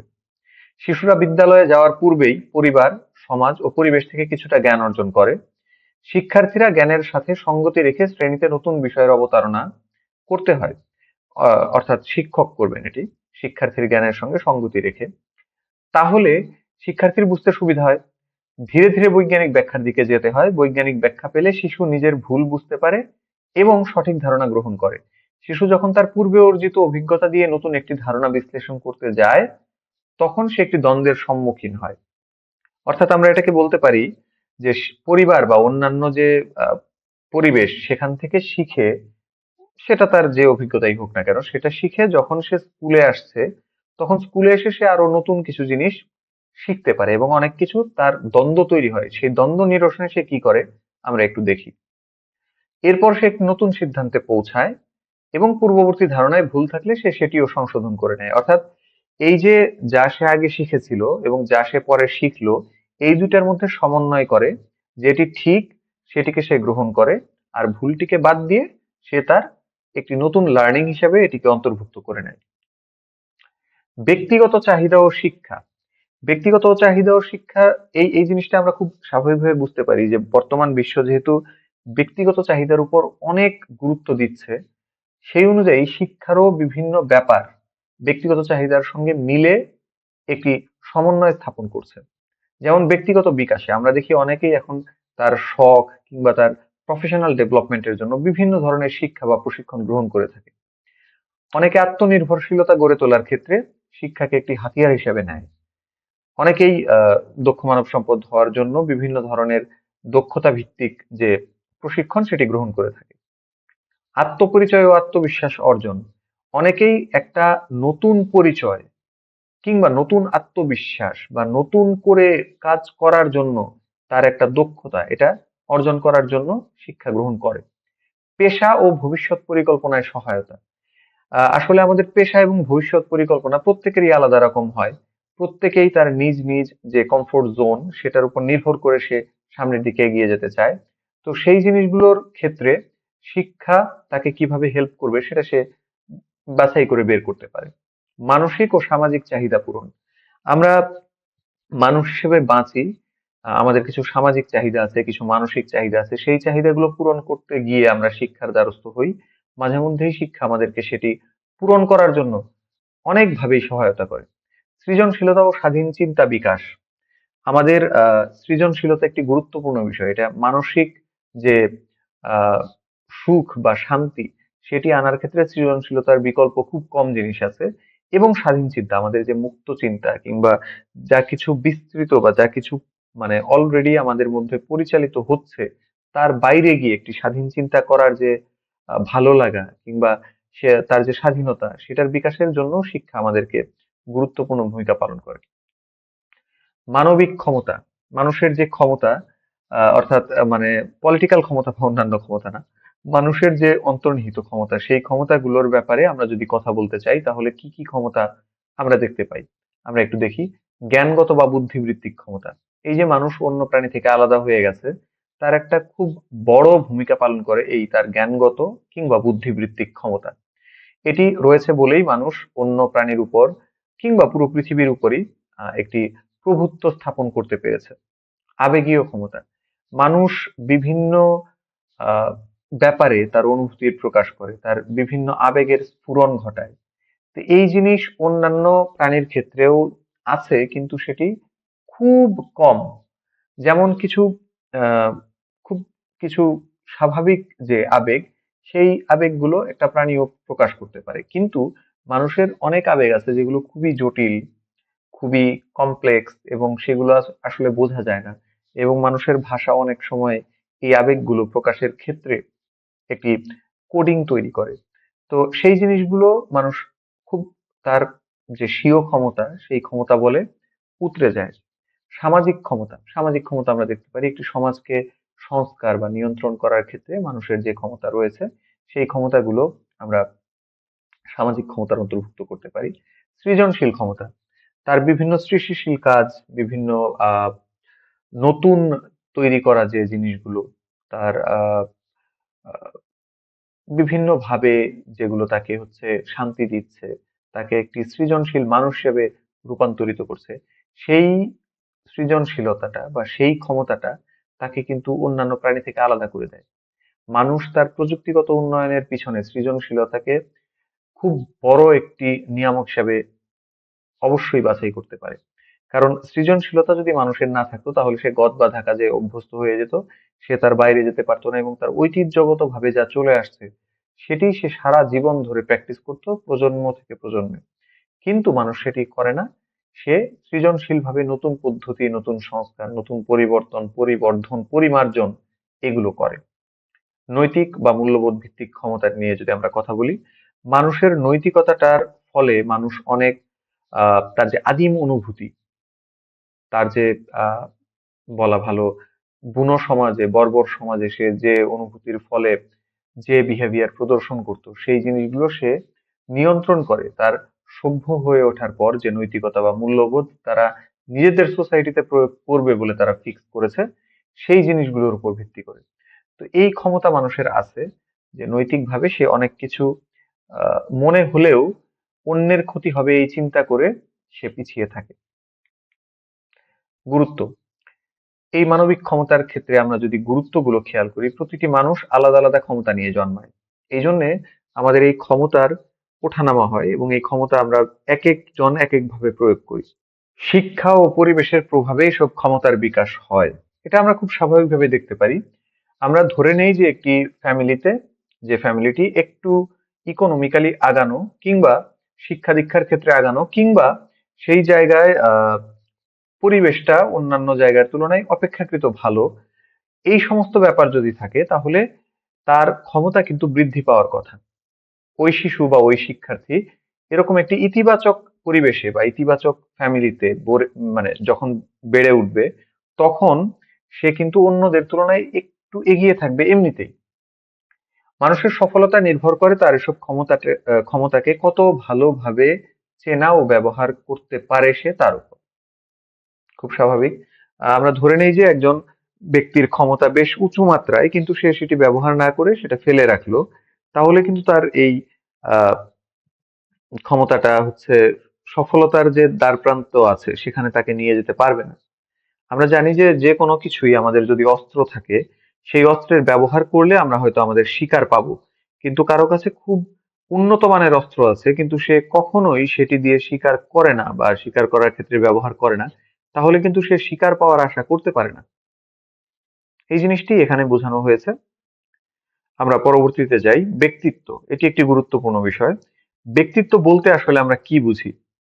উডওয়ার্থের মতে ব্যক্তির চিন্তা, অনুভূতি, ইচ্ছা এবং শারীরিক বৈশিষ্ট্য সমূহের সমন্বিত রূপ হচ্ছে ব্যক্তিত্ব। অর্থাৎ আমরা একটু দেখব যে শারীরিক বৈশিষ্ট্য এখানে আছে, এর সঙ্গে সঙ্গে যে বিমূর্ত জিনিসগুলো আছে, চিন্তা, অনুভূতি এবং ইচ্ছা, এর সমন্বিত রূপ হচ্ছে ব্যক্তিত্ব। ব্যক্তি সত্তার তিনটি মাত্রা রয়েছে: শারীরিক, আবেগিক এবং আধ্যাত্মিক। কার্ল গুস্তাভ জাং এর মতে এর প্রকারভেদ হলো তিন ধরনের। একটা হচ্ছে অন্তর্মুখী, আরেকটা হলো বহির্মুখী এবং ফাইনালি শেষটি হচ্ছে উভমুখী। এটা কেমন? অন্তর্মুখী বলতে আমরা খুব স্বাভাবিকভাবে একটি শব্দ জানি, ইন্ট্রোভার্ট। এই ইন্ট্রোভার্ট যারা, তারা তাদের ব্যক্তিত্ব অন্তর্মুখী। এক্সট্রোভার্ট, তাদের ব্যক্তিত্ব আহ, বহির্মুখী। এবং উভমুখী কারা তাহলে? যারা এই অন্তর্মুখী এবং বহির্মুখী, কিছু জায়গায় তারা অন্তর্মুখী, কিছু জায়গায় তারা বহির্মুখী। অর্থাৎ এই দুইটার সমন্বয় যখন আমরা ঘটাবো তখন তাকে বলা হচ্ছে উভমুখী বা অ্যাম্বিভার্ট। হিপোক্রেটিসের মতে এই যে ভাগটা, এটি হলো চার প্রকার: দৃঢ়প্রত্যয়ী বা স্যাঙ্গুইন, আবেগপ্রবণ কলেরিক, ধীর এবং বিষণ্ণ। অর্থাৎ এই এই কয়েক ধরনের ব্যক্তিত্ব আমরা দেখতে পারি। বুদ্ধি ও ব্যক্তিত্ব বিকাশে এরিকসনের 8 ধাপ তত্ত্বের যে ধাপগুলো আছে সেই ধাপগুলো জাস্ট আমরা একটু নাম জেনে যাই। এটি একটি গুরুত্বপূর্ণ টপিক। প্রথমেই আছে মৌখিক অনুভূতির স্তর, তারপর রয়েছে পেশিজ ও পায়ু স্তর, স্বয়ংক্রিয়াশীল স্তর, সুপ্ত প্রতিভা স্তর, দ্রুত বিকাশ স্তর, যৌবনকাল, প্রাপ্তবয়স্ক স্তর এবং পরিপক্কতার স্তর। এই জিনিসগুলো জাস্ট একটু আমরা নামটা জেনে গেলাম। আমরা খুব স্বাভাবিকভাবে এটি বুঝতে পারছি যে এটি ধাপে ধাপে ধাপে ধাপে অর্জিত হচ্ছে।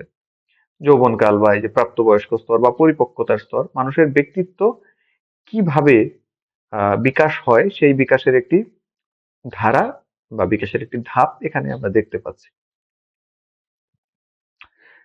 শিক্ষার ভূমিকা, আমাদের জীবনে শিক্ষার ভূমিকাটা কেমন আমরা একটু যদি খেয়াল করি, বা এই যে ব্যক্তিত্ব বিকাশ, ব্যক্তিত্ব বলতে তো আমাদের পুরো জিনিসটাই শারীরিক, আবেগিক এবং মানসিক। তো সেখানে শিক্ষা কিভাবে ভূমিকা পালন করে?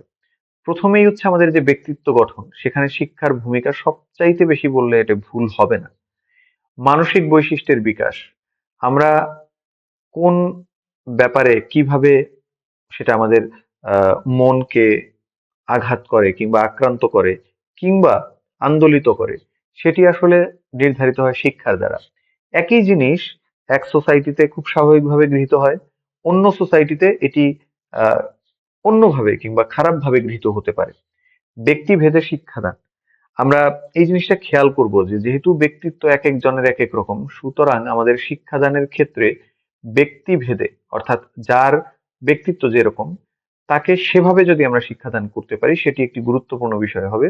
সেটি যদি পুরোপুরি মানে পূর্ণাঙ্গভাবে যদি সেটি সম্পন্ন করা নাও যায়, তবে আমরা চেষ্টা করব যেন বেশিরভাগ অংশ সেই অনুযায়ী আমরা যেতে পারি।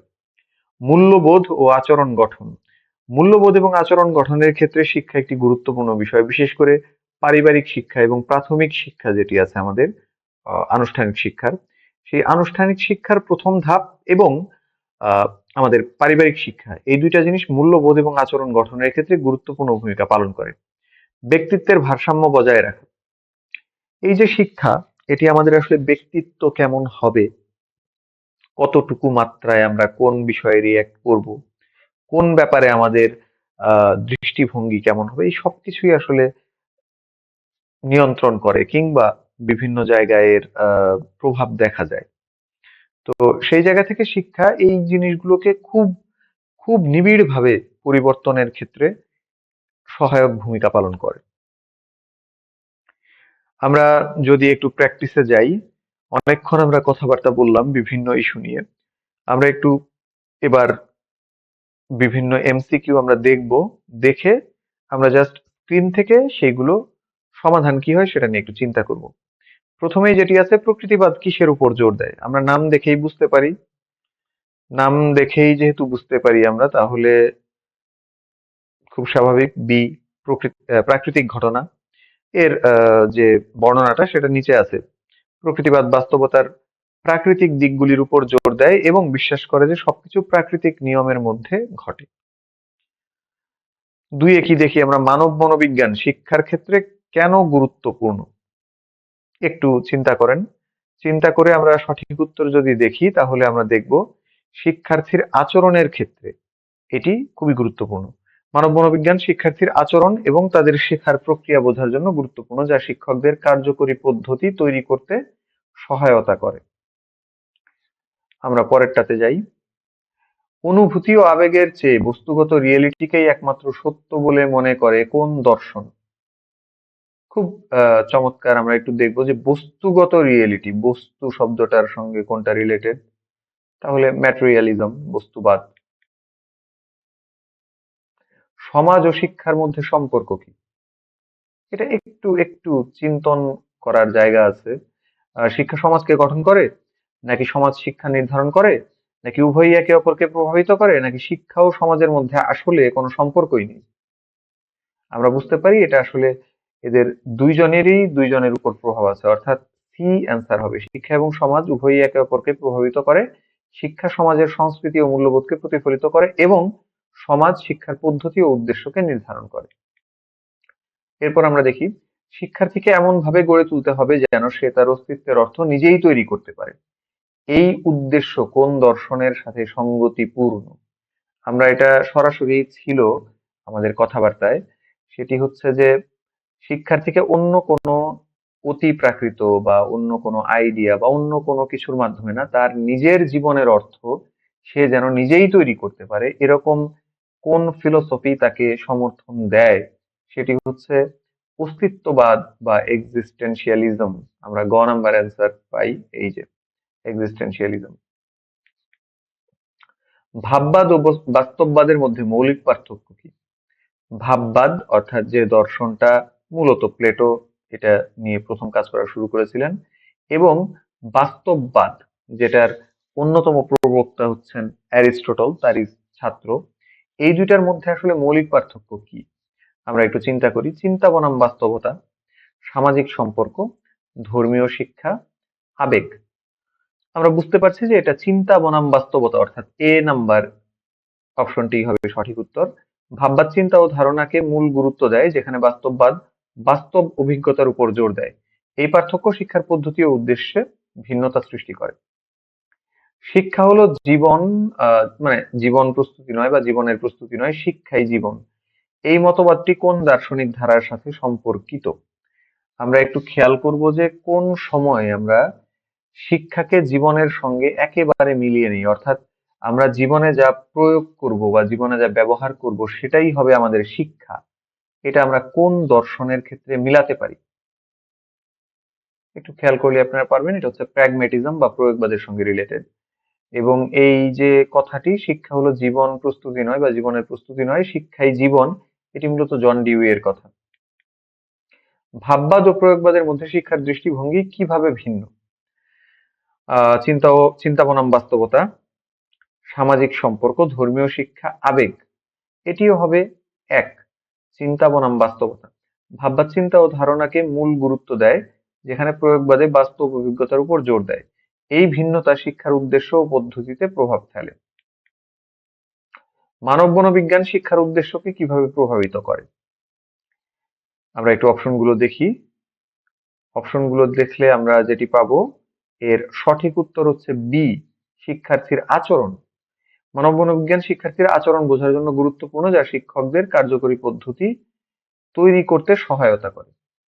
শিক্ষার মাধ্যমে সমাজের সাংস্কৃতিক ঐতিহ্য নতুন প্রজন্মের কাছে হস্তান্তর করতে হবে, এটি কোন দার্শনিক মতের মূল বক্তব্য? আমরা একটু খেয়াল করি। কোন দর্শন মনে করে যে আগে যা ছিল সেটাই আমরা পরবর্তীতে পরের জেনারেশনকে তুলে দিব? এই ঐতিহ্যবাদী চিন্তা কোন দর্শনের আছে? চমৎকার, আপনারা অলরেডি মানে পেয়ে গেছেন। সেটি হচ্ছে যে ভাববাদ বা আইডিয়ালিজম। মানব মনোবিজ্ঞান ও শিক্ষার মধ্যে সম্পর্ক কি? মনোবিজ্ঞান শিক্ষার সামাজিক উদ্দেশ্য নির্ধারণ করে, মনোবিজ্ঞান শিক্ষাদানের পদ্ধতি নির্ধারণে সহায়তা করে, মনোবিজ্ঞান শিক্ষার দার্শনিক ভিত্তি তৈরি করে, মনোবিজ্ঞান শিক্ষার অর্থনৈতিক দিক নিয়ন্ত্রণ করে। এটি হবে খ, মনোবিজ্ঞান শিক্ষাদানের পদ্ধতি নির্ধারণে সহায়তা করে। আমরা একটি গুরুত্বপূর্ণ আলাপ আরেকবার একটু মনে করিয়ে দিতে চাই। শিক্ষার উদ্ভব অন্যান্য জ্ঞান ক্ষেত্রের মতোই দর্শন থেকে উদ্ভূত হয়েছে শিক্ষা। তবে শিক্ষার যে পদ্ধতি, শিক্ষার যে শিখন তত্ত্বগুলো, এগুলো সবগুলোই মূলত মনোবিজ্ঞানের অংশ। অর্থাৎ আমরা এটা বললে কখনোই ভুল হবে না যে মনোবিজ্ঞান থেকেই আসলে শিক্ষা মনোবিজ্ঞানের জন্ম, কিংবা আরো একটু বড়ভাবে বলতে গেলে শিক্ষা বিজ্ঞানের জন্ম। শিক্ষার মাধ্যমে ব্যক্তির কোন প্রত্যাশিত গুণের বিকাশ করা হয়? কেবল শারীরিক দক্ষতা, কেবল সামাজিক দক্ষতা, ব্যক্তিত্বের সামগ্রিক বিকাশ, কেবল বৌদ্ধিক বিকাশ। এটি হবে কোনটি? গ, ব্যক্তিত্বের সামগ্রিক বিকাশ। শিক্ষা হবে শিশুর স্বতঃস্ফূর্ত বিকাশের সহায়ক, এটি কোন দার্শনিকের মত? আমরা যদি দেখি, চারজন দার্শনিকের নাম আছে: জন ডিউই, অ্যারিস্টটল, রুসো এবং প্লেটো। এটা হবে রুসো। শিশুর ব্যক্তিগত চাহিদা পূরণে শিক্ষার ভূমিকা কি? তাকে সমাজের জন্য প্রস্তুত করা, তার স্বতন্ত্র সত্তা গড়ে তোলা, তাকে অর্থনৈতিকভাবে স্বাবলম্বী করা, তার মধ্যে সামাজিক মূল্যবোধের সঞ্চার করা। এটি হবে খ, তার স্বতন্ত্র সত্তা গড়ে তোলা। এখানে আহ শিক্ষার যে সামাজিক লক্ষ্য আর রাষ্ট্রীয় যে লক্ষ্য, এখানে একটু একটা পার্থক্য আমরা মার্ক করতে পারি। সেটি হচ্ছে সমাজ তাকে চায়, বা শিক্ষা মূলত তাকে চায় সে একটি স্বতন্ত্র সত্তা হিসেবে গড়ে উঠুক। অপরদিকে রাষ্ট্র চায় সে নাগরিক হিসেবে গড়ে উঠুক। এই দুটার মধ্যে একটু পার্থক্য আছে। যাই হোক, আমাদের যেহেতু এটি অনুশীলন সেশন, আমরা জাস্ট এই মানে এই জিনিসটা আপনাদের মাথায় একটু দিয়ে রাখলাম। পরবর্তীতে আমরা হয়তো কোনো সুযোগে বা কোনো টপিক এটার সঙ্গে রিলেটেড হলে আমরা এটা নিয়ে কথা বলতে পারবো। শিক্ষা হলো সমাজ পরিবর্তনের হাতিয়ার। এটি কোন কাজকে প্রকাশ করে? সমাজ পরিবর্তনের হাতিয়ার। একটু খেয়াল করলে আমরা পাবো সমাজকে পরিবর্তন করতে হবে, তাহলে এটি সংরক্ষণশীল কাজ না। সংরক্ষণশীল কাজ হচ্ছে সমাজ যেরকম আছে সেরকমই থাকবে। প্রগতিশীল কাজ, এটি হচ্ছে পরিবর্তন হতে পারে। উৎপাদনমূলক কাজ, নতুন কিছু তৈরি হবে। আর হচ্ছে মনস্তাত্ত্বিক কাজ, মানসিক ব্যাপার স্যাপারের উন্নয়ন, বা নর্মালি উন্নয়নই হয়, অবনতি হওয়ার কথা না, উন্নয়ন হবে। তো এর মধ্যে হবে প্রোগ্রেসিভ ফাংশন বা প্রগতিশীল কাজ। আপনারা অনেকক্ষণ বিভিন্ন তত্ত্ব এবং বিভিন্ন বিষয় নিয়ে শুনলেন। আপনারা বিভিন্ন এই শোনা বিষয়গুলো নিয়ে আবার অনুশীলনও করলেন। আরো যদি বিস্তারিত আপনারা জানতে চান তাহলে এখানে বেশ কিছু বইয়ের নাম রইলো আপনাদের জন্য। প্রথমেই আছে শিক্ষাবিদের হাতে খড়ি। এটার একজন লেখক শামীম আল মাহমুদ, আরেকজন আবু শিহাব, এবং আরো একজন লেখক হচ্ছেন মোহাম্মদ রাজু মিয়া। আরো একটি বই রয়েছে শিক্ষণ তত্ত্ব, নিহার রঞ্জন সরকার, মঞ্জুরুল হক, দুইজন লেখক। শিক্ষায় মনোবিজ্ঞান, মোহাম্মদ নাজমুল হক। শিক্ষা মনোবিজ্ঞান, ডক্টর মুহাম্মদ আকরাম উজ্জামান। শিক্ষা মনোবিজ্ঞান, ডক্টর আফরোজা হোসেন। শিক্ষা দর্শন, ডক্টর মুহাম্মদ ইব্রাহিম। শিক্ষা দর্শনের ভূমিকা, ডক্টর এ এন এম বা আনম সিরাজুল ইসলাম। আপনারা এই বইগুলো পড়তে পারেন, সঙ্গে আরো কিছু বইয়ের নাম রইল।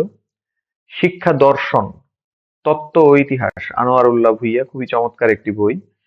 আপনারা এটা পড়তে পারেন। দর্শন এবং শিক্ষার সঙ্গে রিলেশনটা খুব ভালোভাবে এখানে দেওয়া আছে।